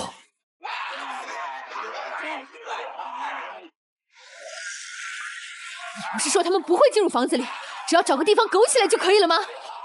在我们进入前，室内确实都是安全的，这些怪物宁可绕路也不会进去。滚出我们的家园，入侵者！可只要我们一进屋子，保护就消失了，甚至连屋主都会变成怪物加入追杀。他们一直在骂骂咧咧着入侵者什么的，会不会是我们开门的方式不对？如果是里面的人主动邀请我们进入，是不是就安全了？啊！这城市里已经全是怪物了，你指望这些怪物给你开门？其实吧，好像也不只有怪物。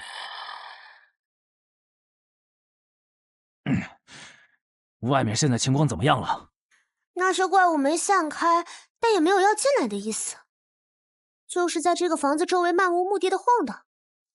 看来和我推测的一样，没有被开启过的房间是他们无法进入的未激活区域。我的一次穿透环总算没有浪费，竟然还有个休整的地方。目前看来，这个副本比我们预估的难度要高很多。白天的时候，小镇中有大规模的警力在巡逻，不光火力强，而且反应速度奇快。太阳落山后，又是满街的怪物，遇上了就是没完没了的追杀。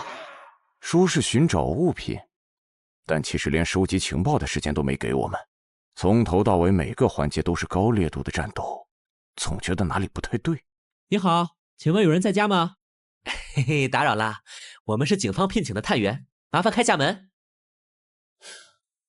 不好办呢。确实不好办啊。这么大个城市居然能刚好碰到，要是被发现是我们躲在安全的室内的话，他们肯定会破坏掉这个安全区，或者以此作为要挟。肉就不够分了。虽然不知道他们是用什么能力制造的安全区，但我们其他的3位队友确实就躲在里面。直接表明身份的话，他们大概率会毁掉这个据点进行转移。所以我需要你挡住那些怪物，给我争取一点操作的时间。这个房子门窗完全封闭，里面看不到门外的情况，门镜带来的视野优势就是我的筹码。快开门！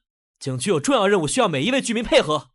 我要伪装成来发布任务的 NPC， 把大门骗开。原来如此，他们在寻找可以提供庇护的居民。如果不是提前布置了无人机，就真被他们得手了。嘿，可惜了。既然你们无法探知里面的情况，就别怪我靠情报差进行碾压了。我只要假装成 NPC， 瞎编点对话就能把他们轰走。哈，谁会在杀戮之夜给你们开门呐？卑鄙的外乡人，立刻走开！立刻！死局，优势在我。保卫家园，杀死外来者！切，争取时间，还真是说得轻巧。不过，这种被人信任与托付的感觉，居然还不错。我从来不是一个擅长思考的人。你自己不会看着办吗？一点主观能动性都没有，居然当着记者面打电话汇报，你是想让我担责任吗？对那些能将问题轻松解决的聪明人，我向往又畏惧。这次事故都是因为那个临时工自作主张，我们内部一定会对他进行处分，严肃处理，请大家放心。进入神域后也是一样，除了靠着蛮力不断的挥刃以外，我什么也不会。虽然我很快适应了战斗，剑刃也变得越来越强，但那一份迷茫与无措却始终无法斩断。但这一次不一样了，我找到了能替我指引方向的人。只要拼尽全力去战斗就好，交涉与谋略，布局与博弈，那些我不明白的一切都可以交给他去处理。我在这里的浴血坚守，是为了掩护他在我无法企及的绚烂战场上与人厮杀。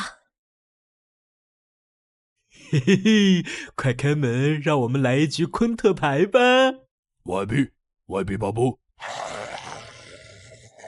你再顶一下，我这边马上就能把门弄开。算了，还是我自己来吧。等一下，就算要暴力破门，也要等我先躲开啊！也给我一起去死吧！原来在外面求助的是队友啊！都怪这个副本没有队伍聊天，才引起了这么多误会。嘿嘿，没错没错，都是误会，谁会不想好好团结合作呢？你们两个少废话，赶紧来帮忙啊！我们这边要顶不住了。不好意思，我是没战力的新人。我的称号效果你们是知道的，不到万不得已，我不想参与战斗。再说，这种规模的怪物，我全力出手也没多大意义。这已经超过我们这些无职者的战力上限了。全队战力都无法对抗，那已经可以排除坚守拖延时间的选项了。而你们是用特殊道具取巧才获得的安全区，显然也不是通用解，所以副本解法只可能是完成某种触发条件了。没错，应该是需要我们完成特定事件，或者到达特定地点才能结束这些怪物的攻击。原来如此，徐淼是找了个新人当谋士来补全自己的短板吗？你们别听他那些花里胡哨的，我都快被他坑死了。咱们一起加把劲把这些怪物杀光，问题就解决了。好像也不是。总之，我们交换下情报吧。现在看来，这个副本的任务虽然是寻找物品，但核心难点应该就在情报收集上。最初的线索指向是市政厅，但因为场景过于巨大，我们开了快整整1上午车才到市政厅。怎么这么半天还没到？是不是开错了？这个路口我们刚刚好像来过啊。当然不排除司机是路痴的原因。如果不是路上捡到了雇主，我们估计还不一定能找到地方。原来他从我们这逃跑后，就撞上另外一队人了。这待遇还不如跟着我们与警方合作呢。或许是因为市政厅就在警局附近，我们遇到了大量的 NPC 武装围攻，根本没时间仔细进行调查。强行突入后也没能见到市长，唯一可以确定的就是任务物品不在市政厅内。他们居然还冲进去了。之后就是被追杀的满城乱跑了，熬到天黑追杀我们的就变成了怪物。看上去好像是有一个白天的时间可以调查，但其实根本啥也干不了，游戏体验极差。等等，他们这个行程……你们这边呢？我看你们身上有警方的阵营 buff， 是找到了什么有用的线索了吗？自己看，我整理了警方那边可能和恶灵还有古籍相关的全部情报，都在这里了。啊！跳过线索链一次性找齐，厉害呀！矿井、黑帮还有孤儿院，原来如此。你们现在到这个位置来，是为了去最初发现恶灵的孤儿院，对吧？啊，我们本来是开车过来的，但到这里之后，满路上游荡的怪物太多，车辆无法行驶了。毕竟一开始就尝试过了，那个速度都没办法碾压过去。后来我们也试着徒步走出去，但距离比我想的要远很多。所以除非你们中谁有强化机动的能力。强化机动能力，我倒是有哎，可是孤儿院不就在街道对面吗？等等，我们刚才一直跑动战斗的街区，原来只有这么小吗？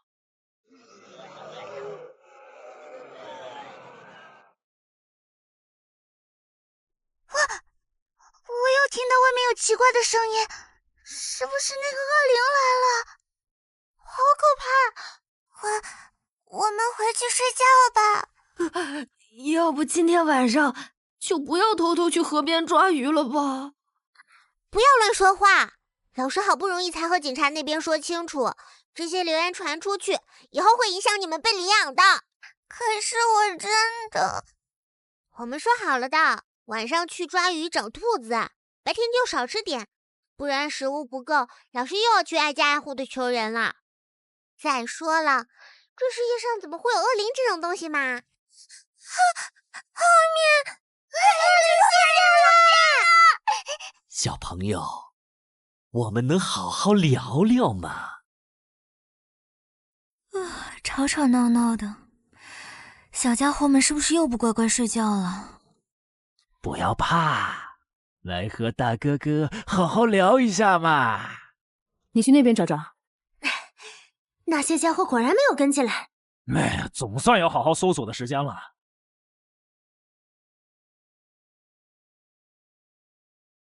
有人来了，你好，我们是……坏蛋，请从孩子们身边离开！等一下，我们不是什么坏人。小心！哎，这个家伙……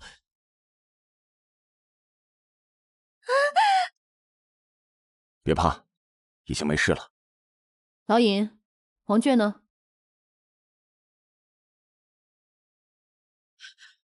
王娟，你还活着吗？还行。我说你这运气也太差了，刚刚我们冲过来的路上，怪物就盯着你打，现在连家具都开始攻击你了。意外，都是意外。这不是趁着身边人多，点幸运币出下能，运气类的装备真是太难用了。去吧，注意安全。没想到原来老尹你是这么喜欢小孩子的类型啊！啊？你在说什么？这个任务你们都没有吗？个人任务？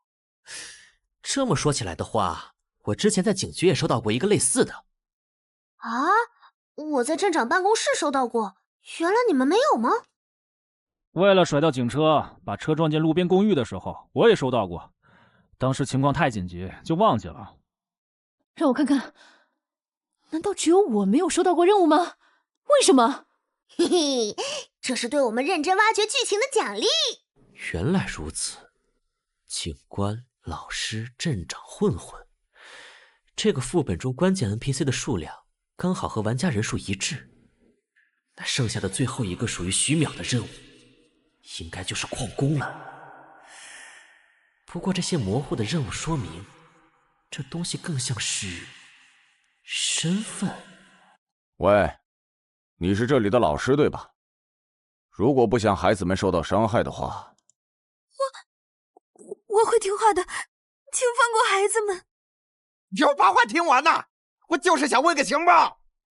原来你们是想了解镇上恶灵的传闻呢。对不起，是我误会了。其实就是最近的事，有个孩子晚上去河边玩的时候，说看到了对面矿区有恶灵在飘荡。思思，我真的看到了，一定是因为矿井里挖出的那本古书。镇上好多人都说是我们惊动了恶灵。不要乱说话，镇长小姐已经请了一位有名的教授来研究了，事情很快就会解决的。喂，你听到了吗？镇长请来的。这里就只有一个指向矿洞的线索吗？和我们的线索重复了。哎呀，麻烦了。看地图，矿井是在小镇的另一端强行冲过去，路上估计要减员了。对了，老师，随便再问一个问题。请说。你仔细回想下镇长请来的那位教授，是这个人吗？回想，你好像……去死吧，外来者！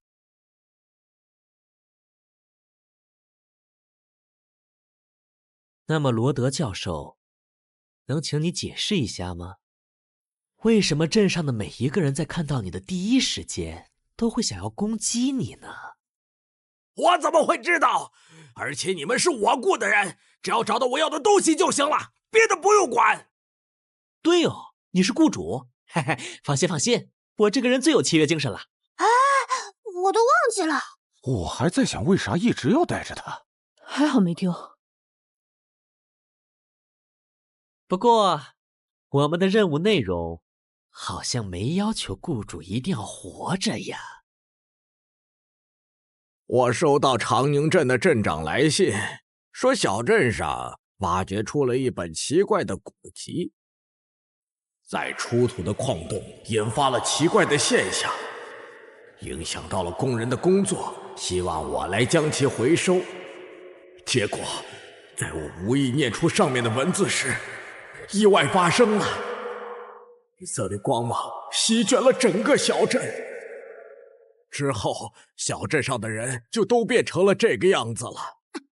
杀掉外来者！大坏蛋！我来帮你吧。他们想要攻击我，可能因为是我引发了这一场灾难吧。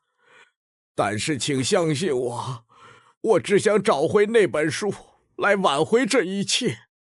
任务完成，支线任务寻找真凶，获得奖励特殊道具兑换券。是你引发了这一切，至少这条是真话。所以现在可以放开我了吧？为什么这些消息其他人都不知道？为什么找你回收这种有异常的古籍？我们刚刚来小镇时，那一切正常的状态是怎么回事？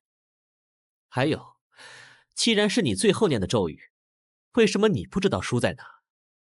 事情发生在1个月前，这么长的时间里，你在干什么？教授，谎言用言语创造奇迹的魔术，必须环环相扣才能精彩绝伦。来吧，我在期待你的表演。发生了啥？他们在说什么呀？这个 NPC 给的任务说明和我们得到的情报完全对不上，甚至在刻意误导我们。这家伙有大问题，不弄清楚就是在白忙。撕裂风波，静默言语，那是星空与人的倒影。大家小心！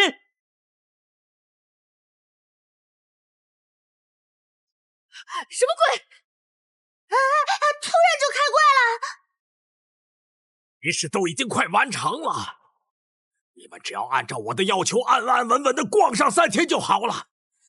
结果你们袭击市政厅，洗劫警局，偷车撞楼，强闯民宅，把整个小镇的心灵环境弄得乱七八糟，居然还问我为什么会变成这样。我弄懂了，原来书一直在他身上，他的目的只是带着我们在城里跑上3天，好拖延时间。哦，难怪我感觉这个副本的任务线好乱呐，感觉就是在不停的跑路。啊，所以系统的任务要求是找到符灵文书，而不是将符灵文书交给罗德教授。哼，既然你的诡计已经被我看破了，其实和你没什么关系。那这局游戏就可以到此为止了。嘿嘿，哒哒哒，战斗结束。玩家骆小楠生命值归0，淘汰出局。小南，你干嘛要挡我的技能啊？我大招 CD 很长啊！星爵，你就是个……好友骆小楠向您申请开启语音交流。拒绝！刚才在攻击命中的瞬间，教授和骆小楠突然换了位置，应该是他手上那个圣遗物附带的法术效果，防止被围攻吗？感觉挺好用的。喂，光头，你一个人搞得定不？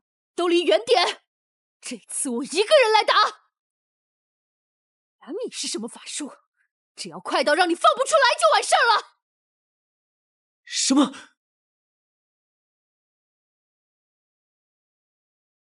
操！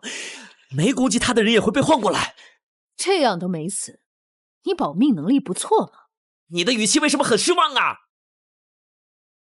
而且不用施法时间这能力，不会是被动吧？这怎么打？小鬼们都给我进去！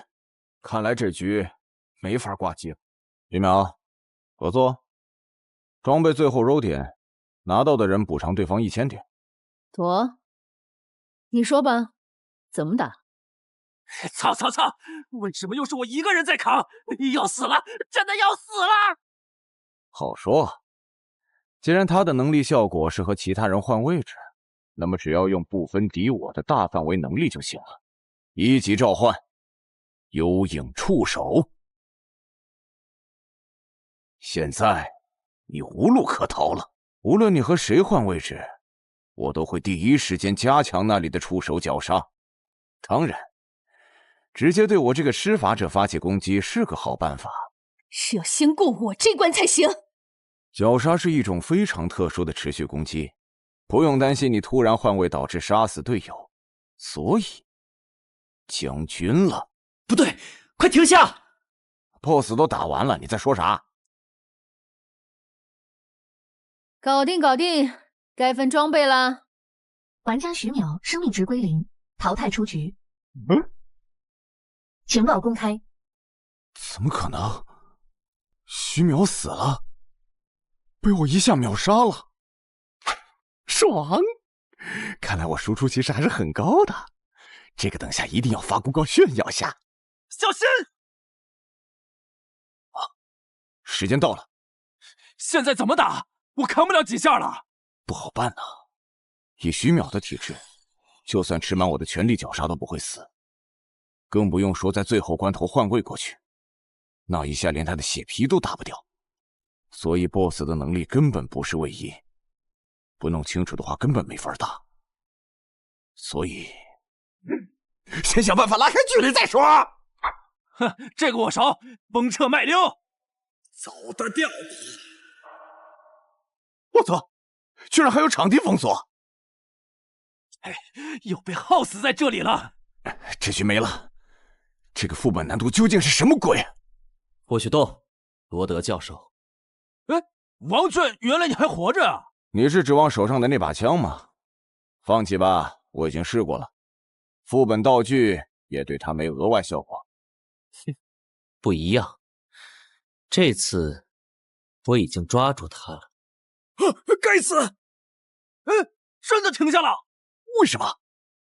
你们两个还记得我们分开的时间和之后的行程吗？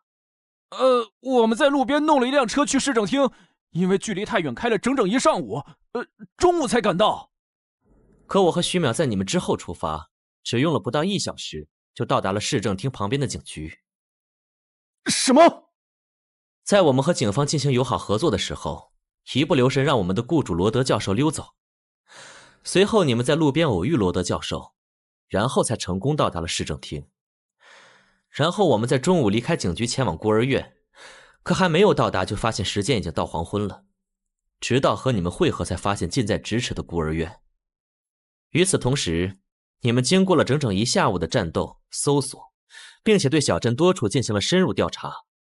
时间错位了，并不是副本调查时间过短，而是只有和他在一起的时候，我们才真正能有效的活动。没错，因为从最开始在长宁镇中活动的，就只有罗德教授一个人而已。而我们这些玩家，不过是他内心中的多重人格。所以其实刚才的战斗都是发生在他的内心啊！这种内心中的战斗，他作为主人格，可以让我们来代替他承担受到的全部伤害。所以真正能制约他的，反而是王娟这种直接想要杀死自己肉身的决心。等等，那岂不是说我们要么被他干掉，要么同归于尽？这怎么打呀？没错，你们从一开始就没有希望。不要到处惹是生非，在这个虚幻的小镇中待上3天，无声无息的消亡不就好了？很可惜，这个小镇并不是虚幻的。整个长宁镇，那些被你害死的无辜亡魂们，来复仇了。没必要待在这种没前途的小镇。如果你真想从政，我有办法把你调入州议会。我是这里的镇长，我对镇民们承诺过会把长宁镇治理好。我哪里都不去。大家加把劲儿，全镇的人都指望着我们呢。最近又发现了新矿脉，日子马上就要好起来了。没错，我就是个老混蛋。可如果你敢在长宁镇闹事，我就算拼上这条烂命，也会让你后悔出生在这个世界上。死人了！天哪，是凶杀案呢！镇上怎么会有人做这种事情？我会抓住凶手的，我发誓。最近镇上有点乱，不过那都是大人们的事情，你们只要快乐的长大就好了。放心吧，老师会保护你们的。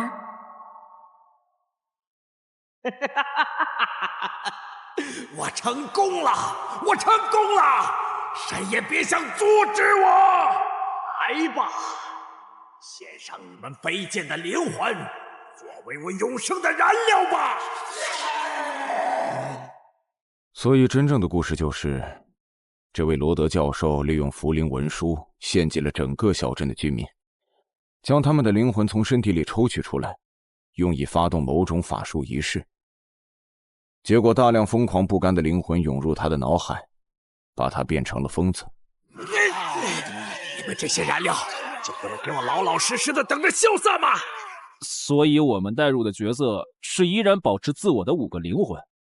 支线任务其实是帮助我们发现真相的身份提示，准确的说应该是执念。你们应该注意到了，我们接触到的人都是没有名字的，因为他们已经没有自我了。但最后那强烈的执念，把造成这一切的凶手变成了精神分裂的疯子。所以 BOSS 其实没办法直接杀死我们的。他的攻击虽然打在身上很痛，但其实到最后会缩血。难怪我一丝血浪到这么久都没事儿。这个副本中真正致命的是时间。副本任务的3天时间限制，应该就是 BOSS 彻底完成仪式，消灭这些灵魂需要的时间。那个正常的小镇，就是为了让灵魂以为自己还活着，拖延时间而建立的。如果我们真在里面老老实实的做任务，时间一到就彻底完蛋了。所以我们现在该怎么做？继续和白天一样闹腾，打破幻境，靠着唤醒的亡灵把这个家伙彻底逼疯。去死！给我去死！不过我们作为他的副人格，好像也在攻击范围内。这和夺取身体控制权自杀一样，对任务没有任何帮助。有什么办法可以拿到任务物品吗？我能掩护你行动。帮我！你们这几个蠢货！我死了，你们只会一起死而已。你们有自己的意志，没必要给这些亡灵陪葬。我可以允许你们与我共存。等我掌控了符灵文书，为你们寻找新的身体也是轻而易举的。一种办法就是他说的，完全和他共享身体，自然也就算得到任务物品了。保护孩童，任务失败。另外一种呢？我这里有个道具，或许可以卡 bug 把他的灵魂从躯体里剥离，但不保证成功。就这个，3张奇物本门票而已，我赌得起。如果失败了，徐淼那边我出补偿。没问题，献祭灵魂这种事，刚好我也会一点。那就希望地狱的恶魔们会喜欢他邪恶的灵魂，毕竟他现在和我共享身体，也属于我自己的灵魂。结束了。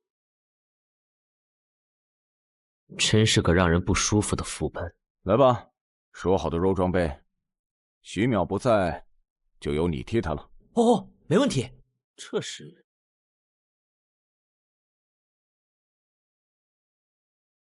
啊，这次副本又浪费了。王卷也被干掉了，坚持了这么长时间，挺能干的吧？苗姐，那个圣遗物符灵文书我拿到了，该怎么给你啊？怎么样啊？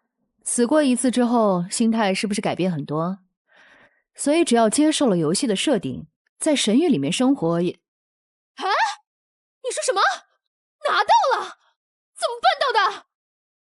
厉害啊！快快快，帮我看一下这个圣遗物的词条是什么？啥？就是卡片说明的最下方有几个单独的符号。看到了，是心灵和知识。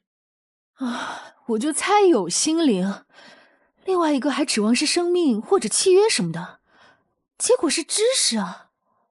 这有什么用？开启职业啊，2个1级圣遗物能合成出一份职业灵药。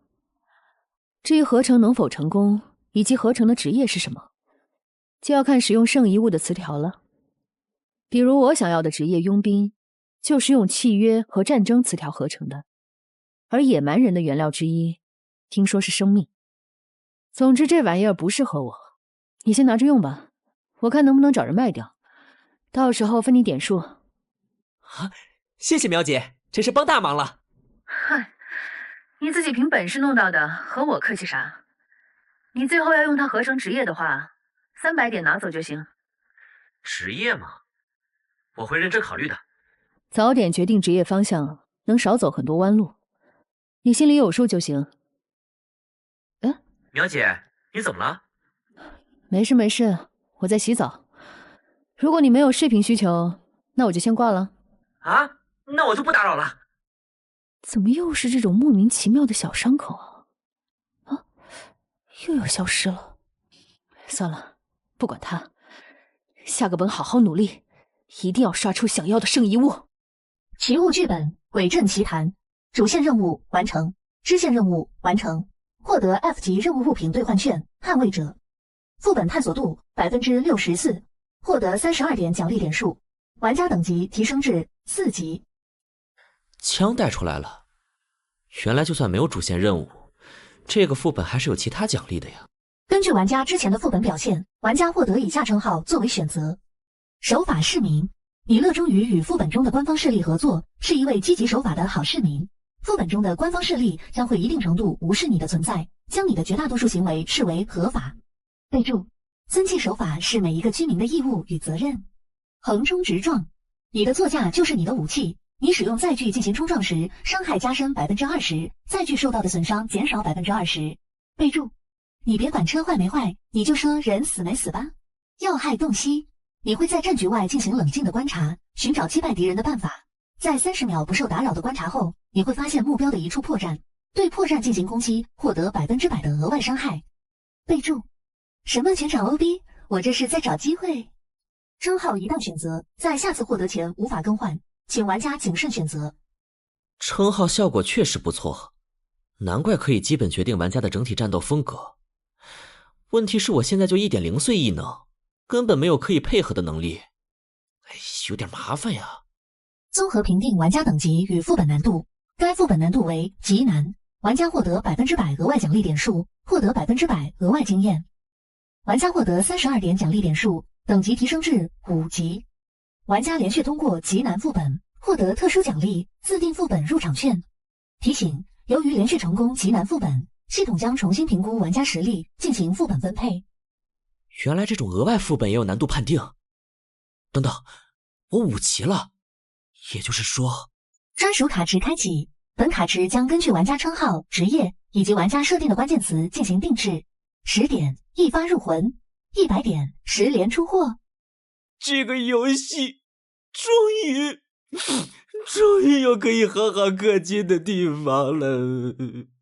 等级5，奖励点数199点，圣遗物 E 佛灵文书，装备 E 幸运硬币 F 反弹之刃（括号破损 F 捍卫者 E 恶魔法典2/3）。冷静，我现在一共有199点奖励点，以防万一需要留50点作为储备，剩下的149点全部可以投入强化之中。这次称号选择将直接决定我早期的发展方向。综合来看，要害洞悉100%的破绽打击的输出效果是最强力的。如果选择的话，卡池里估计会多出很多刺客或者射手类的能力。同样横冲直撞的风格也很明显，卡池基本会向着载具和驾驶方向偏斜，不论是早期战力还是发展潜力都很不错。问题是我不只有神域内的战斗需要处理，而且提前考虑自己的职业吗？心灵，还有知识。无尽神域，将玩家囚禁其中的死亡游戏，但其中自身拥有多重保险机制，威胁生命的压力并没有想象中那么巨大。目前看到的大部分玩家都很好地适应了这里的生活，在接受无法离开的事实后，如果不追求等级与圣遗物，只选择简单难度的副本，对于不少人来说，神域中的生存压力甚至小于现实都说不定。我现在度过3次副本，有了一定的点数储备，算是在这个游戏里彻底站稳了脚。现在最大的威胁是现实中的这个神秘组织。虽然目前没有表现出明确的恶意，他们不知道我能行动，逃跑的话也不太难。但在现实中定位玩家的能力威胁太大，必须趁着这个进入其内部的机会，把他们的底细摸清楚，才能做出下一步的决定。想要自由调查，首先要解决的就是各种电子监控设备。根据声音判断，外面不时还会有工作人员经过。由于跟神域密切相关，不能排除对方拥有超凡力量的可能，以及紧急情况下的逃生也必须考虑进去。离线模式中，除了圣遗物之外，其他的道具和装备无法通过下架带回现实，所以最主要的倚仗还是异能。称号选择守法公民，玩家定制卡池倾向，潜入、伪装、欺骗。设定完成。卡池相关圣遗物：符灵文书，词条为心灵、知识。定轨完成。鬼影出行，王卷定制卡池，卡池等级无职者，1级卡出货率高达 5%，B 级卡出货率高达 0.1%。那么体现这件1级装备最强价值的时候到了。要来了要来了！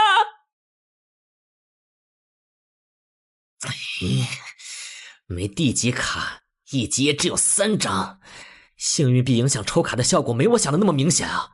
不会系统有限制吧？而且6个是装备和道具，还有个1级也是道具，坑死了！现在急需的异能只有4张，也没特别好的东西，看来剩下的点数也不能省了，继续抽吧。哦，等等，这几个异能如果一起用的话，好像可以呀。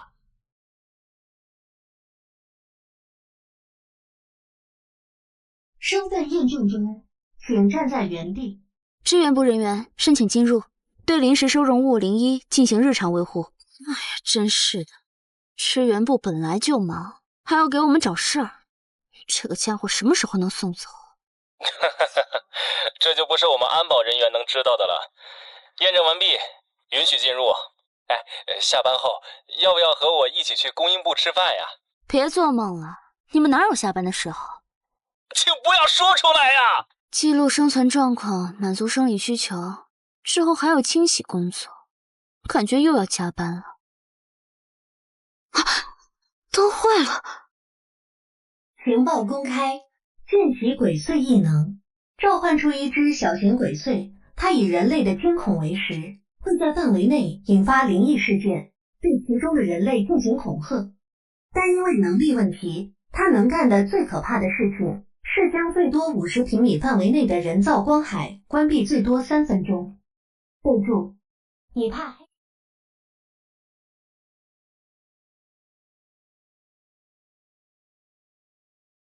姐姐不要乱动哦，乖乖听话才不会受伤，明白了吗？我问你答，这是什么地方？知气联合会临江分部。准备给我注射的是什么？肾上腺素，还有1批莫达菲尼以及复合体能补充剂主要是葡萄糖和脂肪乳。你不要误会，身体的状态会反馈到精神上，所以在收容初期我们才会注射兴奋剂，帮助玩家提高存活率的。无灵文书，思绪窥探。醒过来了！这该渴死我了！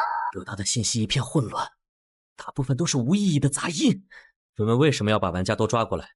我就是负责照顾你的小职员，怎么会知道这种事情？这位姐姐，是我误会你了，对不起啦。没关系的，我也没受伤。我是为接下来的事情道歉。虽然还想多问一会儿，可惜没时间了。摄像头那边不能再拖下去了，光影魔术变出来的虚影瞒不了多久的。你的身体，让我用一下吧。室内摄像头破解完成。安保部，临时收容室这边的摄像头被我不小心弄坏了。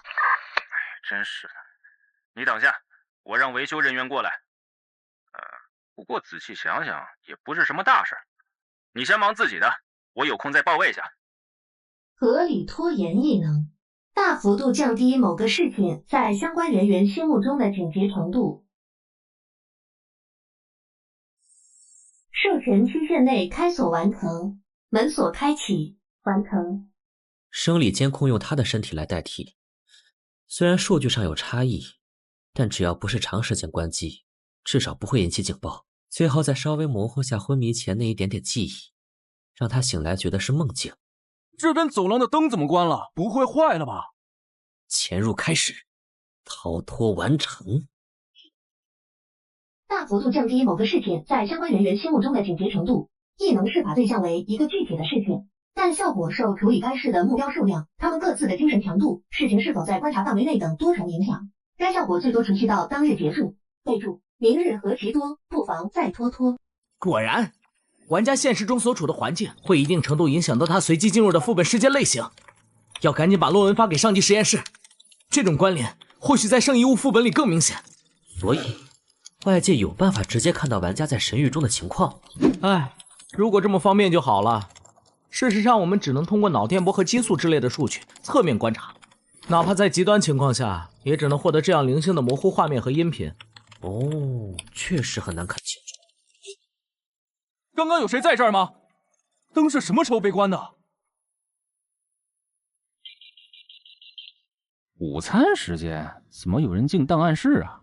连午休都要查资料，外国研究员还真是辛苦啊。光影魔术一级异能，通过控制光影效果，构建可投射到现实的全息影像。玩家、圣遗物、副本、职业者，这个联合会对神域的研究很全面呀。全息影像的观察角度局限性很大，稍微认真看下就会发现不对。但用来欺骗固定位置的摄像头刚好。至于其他工作人员，就让间隙鬼祟关闭光源，然后按掩护离开，避免和他们接触。暗影部（括号为 F 级异）短时间内将身形隐藏在阴影中进行移动，并非真正的进入幽影界，只是一种类似视觉效果的伪装而已。遇到紧急情况，还能用符灵文书将目击者击晕，抹去看见我的记忆，甚至利用他们的身体掩护我行动。虽然我在神域里只是个新人，只能算刚摸到超凡力量的边缘，但现实中我已经能对神秘组织的安保系统视入。这种感觉还真是……啊，头好痛啊！异能使用太多，精神力枯竭了。现实中也没个界面提示，精神开始恍惚了。空蓝也太危险了，得赶紧找个地方休息一下。刚才看到的排班表，这里的存放时间是每晚9点，清理更是每周一次，平时绝对不会有人来，算是个安全区。趁现在整理一下目前收集到的资料。支系联合会需要通过玩家来获取神域中的情报，那么可以排除他们能进出神域，甚至直接是神域的创造者的可能。不管他们出于什么目的，虽然手法有点粗暴，但从结果上来说，都是在保护玩家们现实中的安全。如果留在这里还能分享联合会探查到的情报成果，真香。这样看来，我倒也没有必须暴露自己的特殊性，也要立刻逃离的需求。苗姐，你之前说想救只野蛮人，他的配方是生命加上自然，然后荣誉加上战争合成的骑士，听名字也挺适合你的。我只要利用联合会的情报，加快在神域中变强的速度，再通过更强的实力强化在联合会中的自由程度。当然，这一切的前提都是不能被发现，不然被圈养都是最好的结局了。现在已经快3点了。这里怎么会有人？果然在这里偷偷睡觉不会被主管发现。睡觉？这个时间在这里？难道这就是传说中的摸鱼？无法理解，不能接受！世界上怎么会有这种人？去给我好好工作呀！我的眼镜呢？哎，该死，精神力还没恢复，也只能拼了。等等，你是？琳琳？是王娟啊！我看你被打晕了，于是就跟上了救护车，准备看情况是否需要联系学校或者你家里人。谁知道就这样被强行带到这里，不允许离开，还被安排进了后勤部负责清洁工作。抱歉，是我连累你了。没事的，你不要往心里去。我会想办法，尽快帮你逃出去的。啊，我是说真的没事，毕竟联合会的福利还蛮不错的，食宿全免，5险1金，不用加班，待遇也比一般公司高好几倍。学校那边也去帮我开了实习证明，主管说等我3个月转正成正式员工后，就可以和家里联系了。1年后开始逐步恢复自由。这联合会明面上是巨型财团，连外围都是我不够格去面试的跨国企业。出于保密方面的要求，反而作为权力核心的本部一直缺人。主管说我升职空间很大。王俊，你没事吧？羡慕，我好羡慕啊！琳琳，你觉得从游戏中醒来的玩家能给他们投简历吗？不过我确实听人说你的意识进入到了一个游戏空间里了，居然可以醒来吗？真是太好了！那你知道其他被带进来的玩家怎么样了吗？不清楚，我现在只能在最外围活动，内部使人是完全进不去。是这样啊，看来他这里问不出什么。精神力恢复了1点，不能继续聊下去了，不然最后要淡化的记忆太多，恐怕会处理不干净。王俊，你是在不安吧？突然进入一个莫名其妙的游戏空间，醒来又发现自己被囚禁在陌生的实验室里。虽然我现在还有很多事情不清楚，但你先不要让任何人发现你能清醒过来，等我的消息。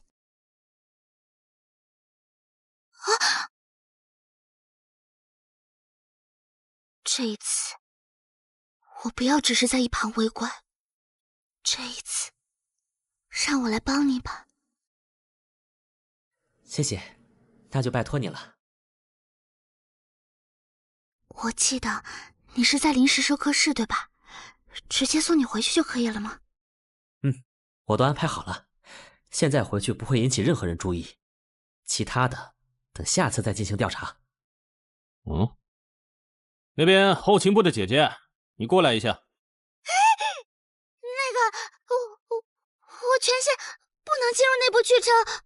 没事没事，我特许了。这里需要你帮忙清理一下。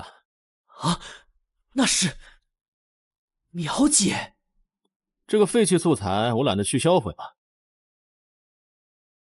一些灰烬而已，应该不难处理吧？徐苗姐，对不起，你都是为了帮我才。没事没事，我看那个老混蛋不爽很久了，这下他就算出院，也不敢再对你动手动脚了。那我就先走啦，大家好好干，有空再一起喝酒啊。我公司宿舍没了，买了晚上的车票，准备回家住几天哈。死丫头，你是不是又多管闲事，得罪了人，把工作丢了？不是闲事，而且也不怎么算得罪吧。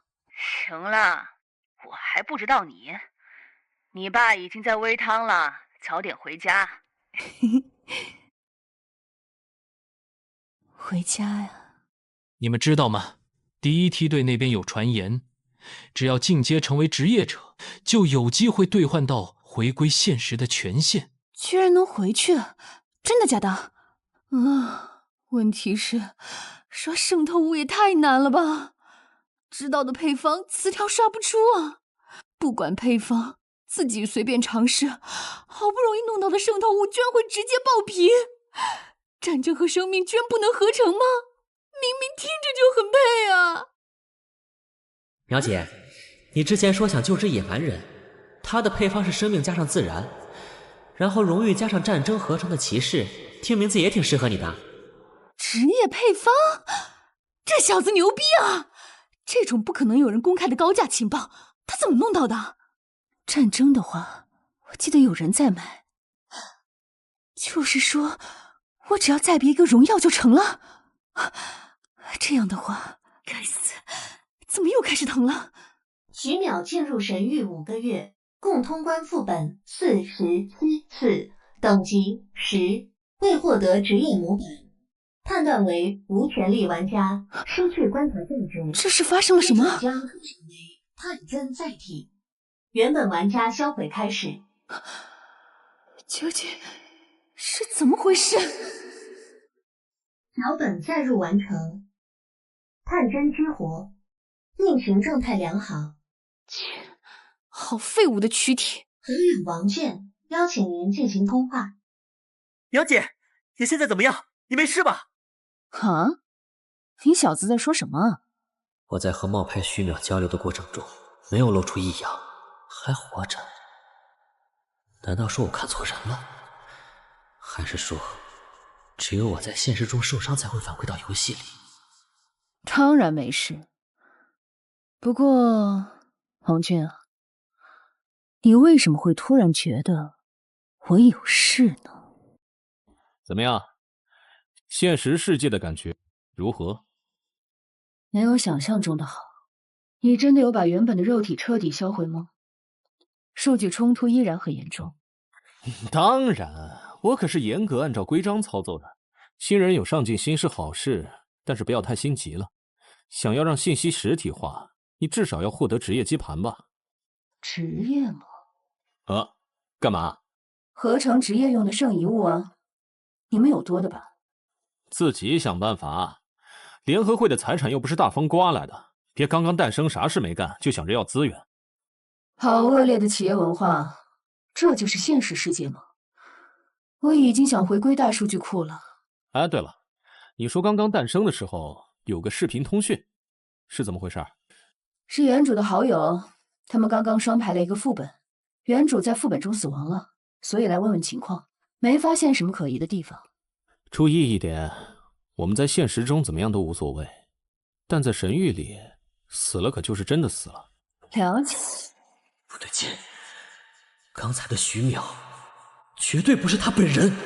真正的徐淼已经，这个组织联合会，他们会通过在现实中杀死玩家来夺取账号，太危险了，必须马上离开这里。可他们锁定玩家现实中位置的原理还没搞清楚，这样逃离的话，很快会被再次抓住。一旦我可以离间的能力暴露，就彻底完蛋了。可是继续留在这里，随时会有危险，说不定在我下次进入副本的时候就会。还是要逃。如果逃远一点的话，说不定……该死！冷静下来。我在和冒牌徐淼交流的过程中，没有露出异样。之前在联合会实验室内的行动，收尾工作已经全部处理干净。现在我大概率还没有暴露。按照琳琳的说法，把我从临时收容室内移出的安排要等到1周后。这和我在其他地方看到的情报一样。临时收容室的卫生工作还有1周的排班，我会找机会去看你的。逃跑解决不了任何问题，必须要把暂时安全的最后1周利用到极致，必须变强，用我冒险从联合会获得的情报去变强，投入全部的点数，不留退路。剩余点数34 ，F 级装备加1强化，费用10点扣除。F 级装备加2强化，费用20点扣除。F 级装备加3强化，费用30点扣除。有了1级的武器，我伤害不足的短板就勉强补上了一些。剩余14.9 ，F 级道具强化上限为3，破格强化为1级装备，费用20点已扣除。1级龙刃1文字，说明文字：制械科技与冷兵器锻造的完美融合，充斥着能量的剑刃能切开钢铁。特殊能力闪，通过快速的挥刃格挡正前方的攻击，并且将射来的飞射物向瞄准的方向反弹，持续2秒。如此使用会大幅度效果刀刃的耐久。如此使用会大幅度消耗刀刃的耐久。接下来是之前10连抽出的副本入场券，随机入场券。剩余4点，随机入场券强化，获得定向入场券，费用10点扣除。使用定向入场券，定向副本类型，团队竞技场。团队竞技场，点数奖励极高，无特定难度分级，任何等级玩家都可进入，是否确定？确定。随机团队竞。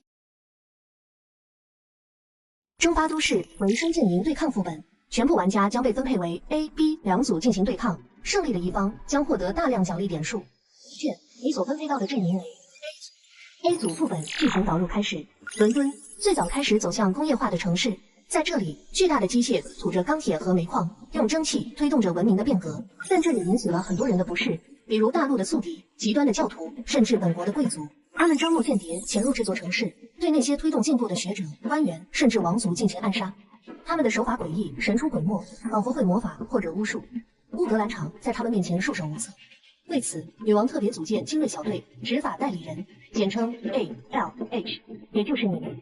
你们背负着女皇的信任，享有巨大的特权，需要尽一切可能去保护重要目标的安全，同时去将那些蛆虫一样的间谍挑出来，格杀勿论，一个不留。法外特权。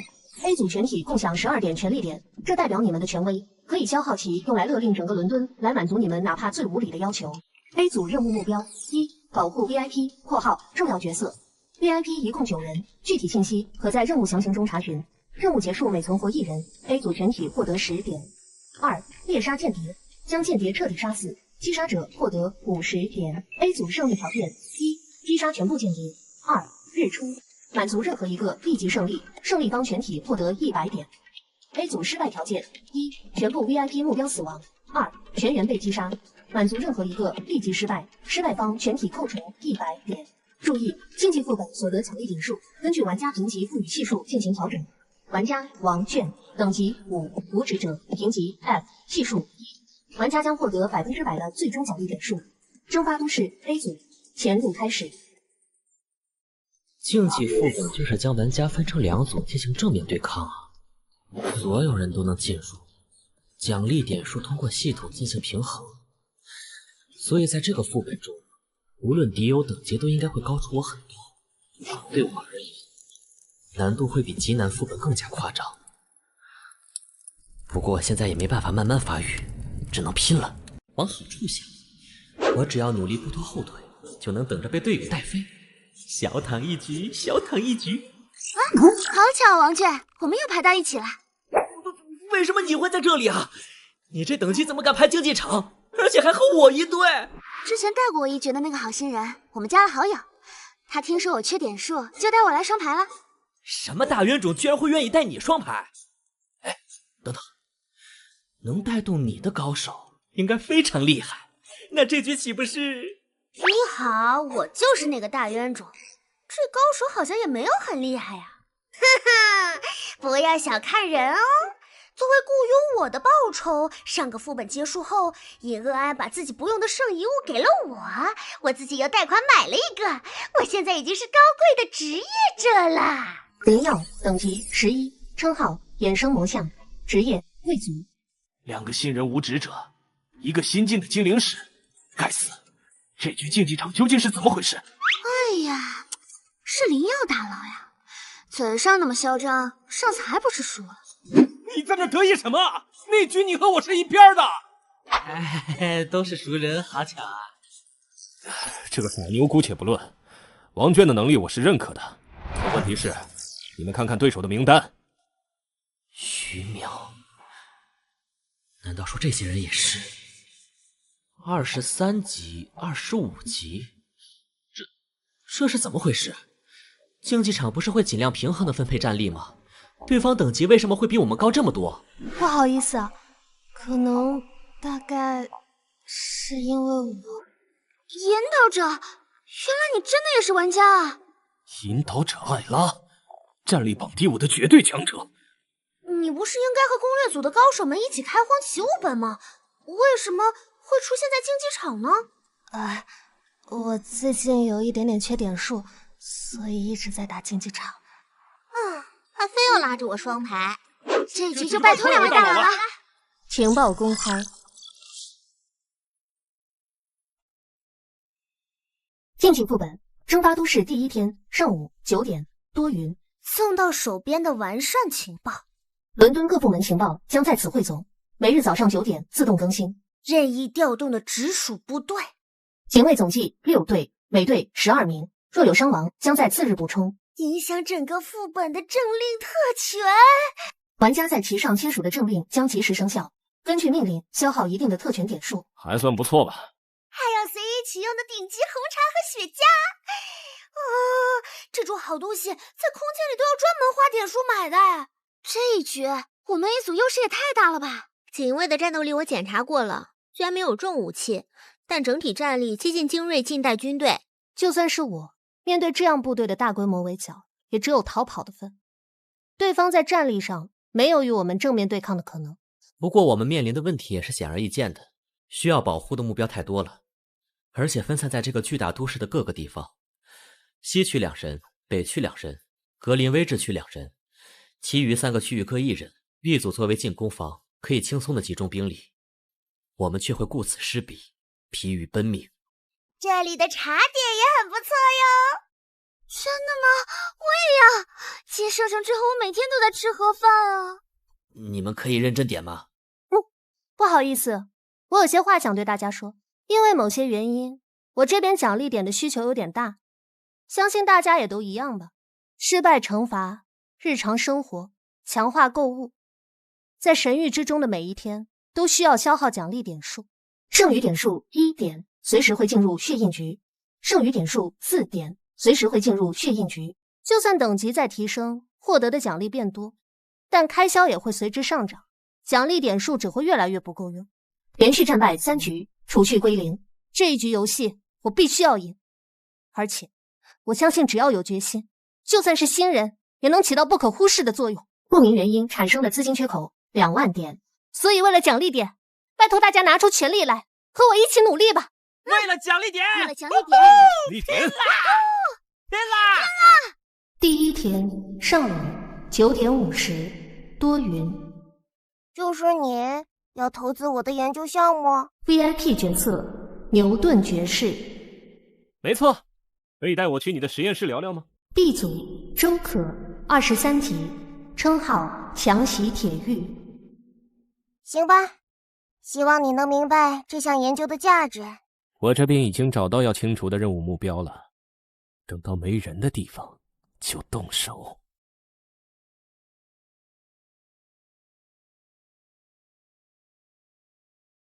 反应过来也没事，这局对面一堆新手，来了也是白送我人头。艾沙科，这位大人有事找你。今天访客怎么这么多？是一队玩家。风启动！该死，居然被抢先一步。异能合理拖延。这个距离，如果对方直接对 VIP 下手，我根本救不过来。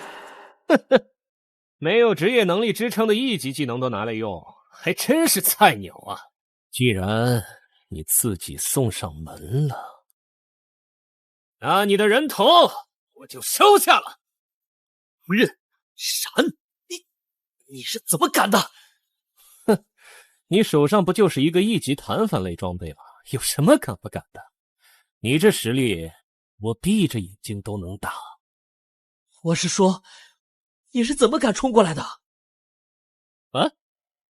伦敦区皇家法院第1天上午9点55。我已经成功潜入皇家法院了，一切顺利。B 组希尔19级。女人！副本指令蒸发。对，没有被任何人看到。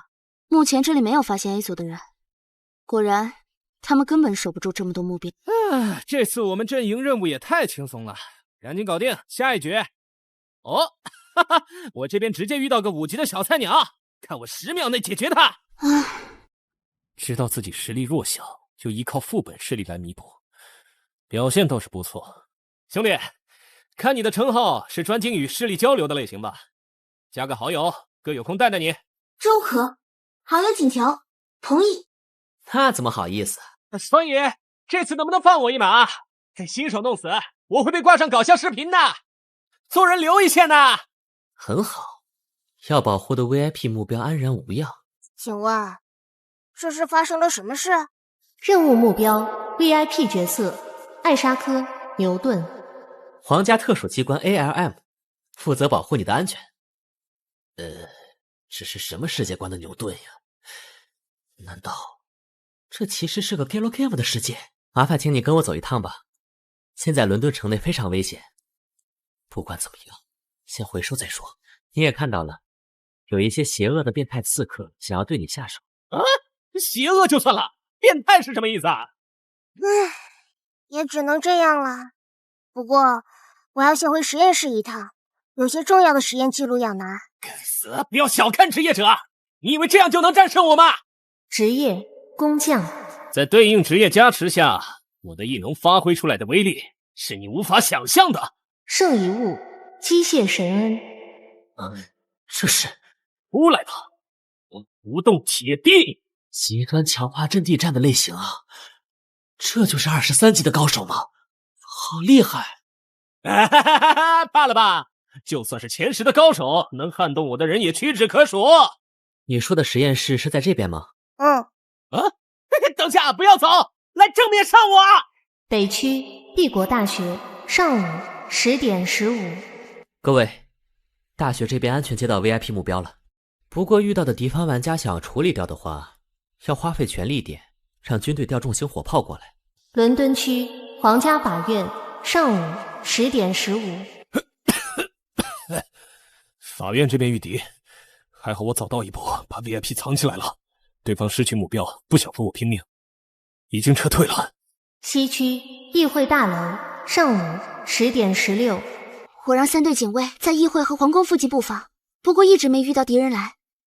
卡姆登区居民区上午10点17。卡姆登区这边的房间是空的，没找到 VIP 目标啊，但不是被 B 组击杀了。对方的人看我带了队士兵，还没靠近就跑掉了。北区大图书馆上午10点17。不好意思，我这边来晚一步，到的时候就显示 VIP 被击杀了。动手的是程雨柔，21级的枪手，被他残血逃了。白教堂区白教堂上午10点18。我在教堂区没等到敌人，过会可以把 VIP 主教接走了。最危险的第一波进攻只被干掉了1个目标，看来我们把警卫集中在新人身上的战术起到效果了。引导者前辈，我们之前商量的，现在可以确定位置了吗？都说过叫我艾拉就可以了。至于位置，敌人发动进攻的点结合他们到达的时间，找到了。B 组的出生据点应该在博物馆附近。第一波刺杀后，不论成败，对方都大概率会回到据点休整。趁着这个机会，将他们一网打尽。伦敦城北区大博物馆附近，引导者称号特权，目标指引。在接下来的30秒内标记出自身为中心的1公里内的任务目标或敌方单位。找到。你是什么人呀？从我家里滚出去！这里没叫应召女。真的不好意思啊，我现在受伤了，需要找个地方躲躲。程雨柔21级，称号枪斗专家。副本指令蒸发，你家借我用一下就好，非常感谢。我这边遇到了小西，完全打不过呀，好不容易才逃出来。现在周围没有 NPC 看见我。我准备要上服休整了。这是抓到了。没那么容易。异能敢于天降。第1个，然后异能漫游。喂，我都融进墙里了，还能被看到？你这能力也太赖了吧！洛鹏程20级，称号渗透者。第2个，很好，还剩16秒，让我看看接下来是对方的撤离方向，我看看啊。下个副本我一定要把要塞的机动能力强化上来。前辈，你为啥不跑啊？你在找茬吗？那个，要不我们两个做个交易吧？不可能！就算你提出现在让我离开，事后再转我2天奖励点，同时答应对交易内容完全保密，顺便帮我找艾拉要个好友名额，我也绝不会出卖队伍的副本信息，更不会给你们当卧底。这点素质我还是有的。开价详细过头了吧？不是啥大事，我就是想问问，你们队里有个人叫徐淼，对吧？啊？哦，我知道，他还蛮出名的，进神域时间不算短，战斗天赋也很好，但是在10级卡了很久。不过现在也快突破了吧？这次是和雪姨一起双排进来的，不过有点奇怪，没听说他们之前有交情啊。小老铁，你问他干嘛？啊？难道你喜欢这个类型的？嘿嘿，只要你放我，暂时休战，我就去帮你要好友。哎，喂，你在听吗？雪姨，难道他也是？徐淼，这个人在到处打听你的消息，是你朋友吗？雪翼，25级，称号幻物行者。这个声音是徐淼。既然我们的关系这么熟，有什么不能直接问的吗？徐淼，10级，称号狂风一闪，北区帝国大学。徐淼，还有那个和他一起双排的雪翼。他认识你，是你的朋友吗？对呀，我们关系可好了，过命的那种。嘿嘿，25级的职业者怎么想都没有胜算啊！现在只能希望 NPC 护卫的智商够用了。调查官大人，这是在干嘛？悄悄过来，包围他们，一网打尽。大人让我们全体撤离，到城外巡护，见人就打。我让你们来救我呀，笨蛋！小的们，护驾，快来护驾呀！算了，我带了整个 A 组1半的 NPC 护卫，自保还是没问题的，逼退他们就行。看来这个副本给了你不少 NPC 战力嘛。不过刚好这个副本的环境也很适合我。现在没人来打扰了，你们玩着开心啊。异能光影魔术，异能强迫自律，不认一文字，别想逃！换见习鬼祟。什么鬼东西？结束了，太弱了。异能暗影步，攻击频率不一样，但本体到底躲在什么地方了？如果是真正的徐淼，这时候根本不会不去在乎虚影还是本体，也不会停下来防御，他只会拼着受伤，用狂暴的斩截撕碎阻挡自己的一切。这个家伙到底要开心到什么时候？什么？解决了？真是的，早这样不就好了？喂，你以为这么长时间艾拉也没有传送进来，是因为谁在努力啊？而且我肯定要先去解决任务目标啊！谁知道你连一个5级的小家伙都干不掉。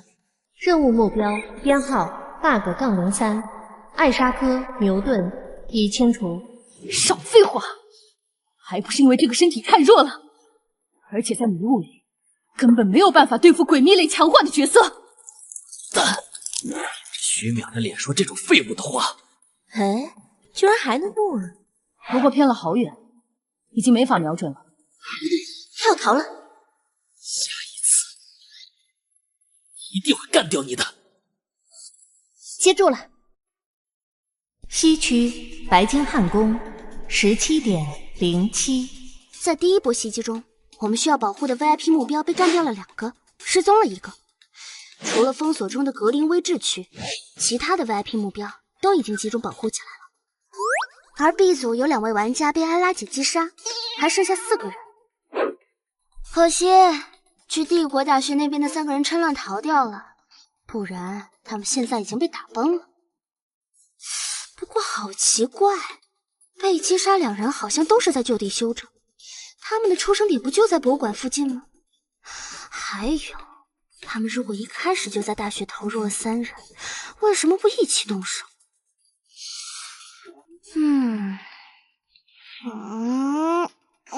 好奇怪呀！雨珊，你从刚开始就一直嘀嘀咕咕的，不会真在思考吧？为什么要这样为难自己啊？我是在努力帮忙啊，毕竟我现在还没有强化出战斗力，只能帮忙分析一下情报了。嘿嘿，那你加油哦！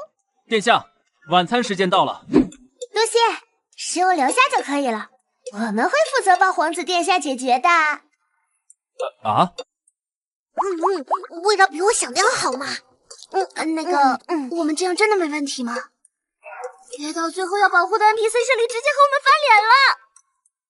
安心安心，王娟那个称等能力会极大的扩展合法的范围。在这个副本里，它本身就有保护 VIP 目标的权利，那么稍微扩展下规则范围，把目标关起来进行保护，显然也是合法的。消耗4点特权征用白金汉宫，把我们全部的卫兵和皇宫禁卫合并，层层布防。本来这种任务最麻烦的就是有权势的 VIP 乱跑，还给你提各种乱七八糟的要求。你看现在多好！这种强度的防御 ，B 组完全没有打进来的可能。等艾拉把剩下的 VIP 也接回来，对他们来说就是死局了。对方真的会动手吗？肯定会的。随着 VIP 目标的减少和聚集，我们的防守力量也会变得越来越集中。所以对于 B 组来说，这是个先易后难的任务。码头区的船长已经在我们的警告下开船离港了，这里就是他们能动手的最后目标。他们肯定会趁我们还要分兵的时候，集中剩下的全部兵力拿下这里。而我们要做的，就是趁机让他们尽可能的减员。任务结束的条件是击杀全部刺客。要是最后变成他们分散躲藏，我们满城找人，这就尴尬了。毕竟这次任务不知道为啥连个击杀提示都没有。没有击杀提示，对战名单也看不出任何变化。对方有点信息上的优势也很正常啦。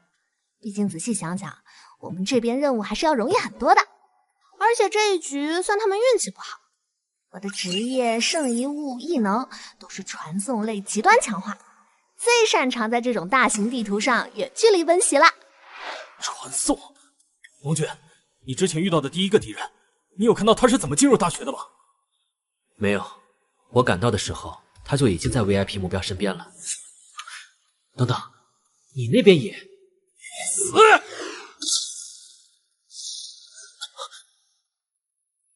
原来如此。对方在这个副本中的阵营能力是传送，还有复活。程雨柔，21级枪斗专家。好可惜啊，差一点就得手了。难怪他们永远比我们快一步。不过，好像这种传送限制很多的样子，不然上次就直接逃走了。至于阵营复活，肯定也有次数限制。这次多解决几个就好了。不，这里交给我们。既然 B 组可以通过传送进行潜入，那么他们的攻击重点肯定不是这里。你赶紧回白金汉宫，他们想要把那边的 VIP 目标一口气清除。这是什么？西区白金汉宫17点30。我们被袭击了，外面那么多守卫，为什么没反应啊？应该是被这个雾气挡住了。等我先把施法者干掉。白帝，消息，称号通甲骑兵。被发现了。我最讨厌这种有自动锁敌能力的对手了。哼，不会让你逃走的。可惜，你的对手不是我。好强的剑气！不过我的铁臂可没有那么容易被攻破。孔明吧！周可，称号铁玉狂袭。联想过去。顾小楠10级，称号鲁莽突进。认真建议你换个武器。成为职业者后，没异能搭配的枪械太弱了。骆鹏程20级，称号木透者。回去好好思考下职业构建吧。我能做到的。快看，我抓住他了！羽山4级，称号绝境逢生，称号能力受到致命伤害后，全属性提升100%，在之后5秒内将生命值锁定在1点，并免疫一切控制效果。哇，居然是丝血爆发类的能力，新人你前途不可限量啊！真的吗？我的称号能力很厉害吗？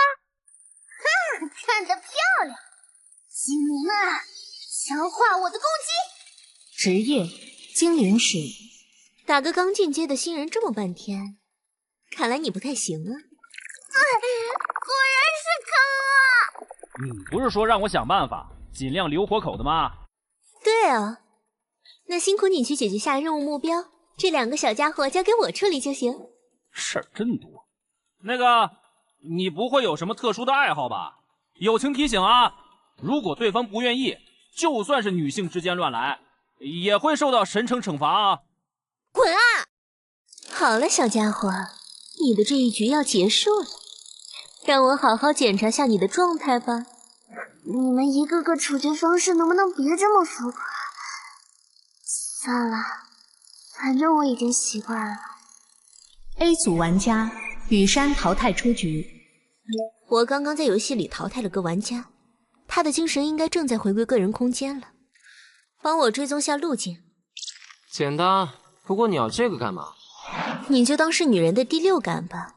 我总觉得有个玩家知道了些不该知道的东西，准备把他认识的人都排查一下。找到了，玩家羽山目前位置在临江城总部，安全收容中无异常。这样吗？算了，继续专心做任务，等徐淼淘汰他的时候。格林威治天文台17点35，直接定位本人就好了。程雨柔21级，称号枪斗专家。林耀大佬，快用你无敌的岩石傀儡想想办法呀！操，差10级以上，老子拿命打！还好就他一个人，我们2个能拖住就是胜利。抓住你了，光影魔术！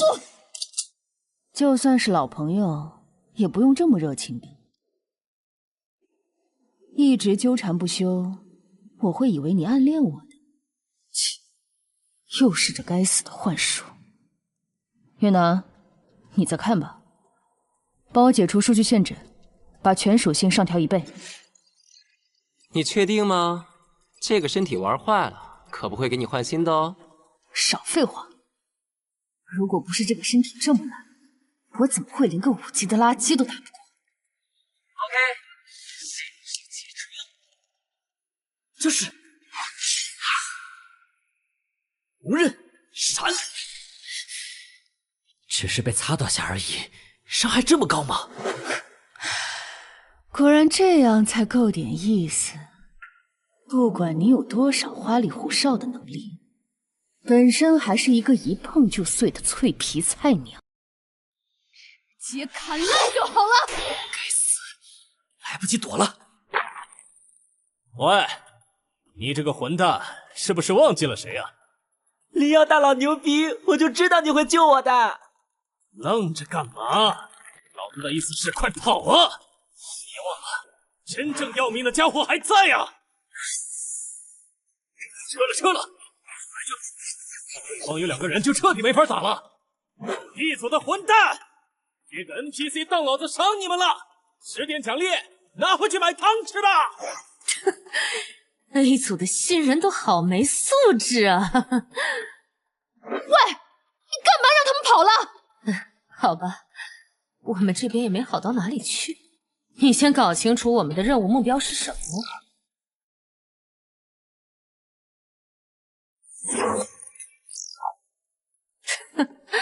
而且，谁说他们能逃掉？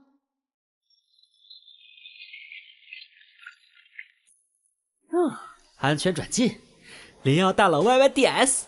接下来，我们只要回去和其他人会合就好了。喂，刚才那个徐淼不是本人吧？他的战斗风格不是这样的。现在的他弱到不像话，而且他好像一直盯着你不放，你是不是发现了什么，林耀？按照他们的做法，应该直接把你删除、换掉之类的才对。王劝，你这个家伙，不会也没有被收容吧？现实世界白天，林家。抱歉，我们赶到的时候人已经被带走了，我们这边也扑空了，还是没能找到失踪者的线索。毕竟我们无法提前定位玩家，跟在对方后面疲于奔命也是没办法的。辛苦大家了，继续保持对联合会的监控。少爷，您的咖啡。谢谢，放这儿就行。去死吧！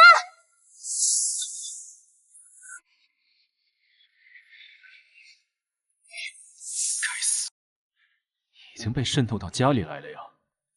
少爷，您没事吧？他昨天请假了一天，没想到是被吸入神域，然后被对方替换了。对所有人进行排查，有任何不正常的昏迷，必须及时上报。是。灵药那边怎么样了？二少爷还在昏迷中，身体状况良好。我是说他在神域里的情况。和神域内的联络依然只能通过设备进行零星的沟通。根据他传递出来的消息，他刚刚成为职业者，再继续追查之前听说可以回归现实的传言。这是混蛋灵渠，能看到吗？老子好像发现不得了的线索了。一个没被联合会收容的玩家，伦敦格林威治区，夜晚，城郊。你说收客？你是怎么知道？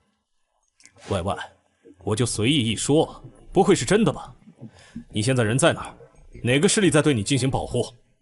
看你的样子就很穷，可以抛开财阀不谈，那你背后是治安局还是军方？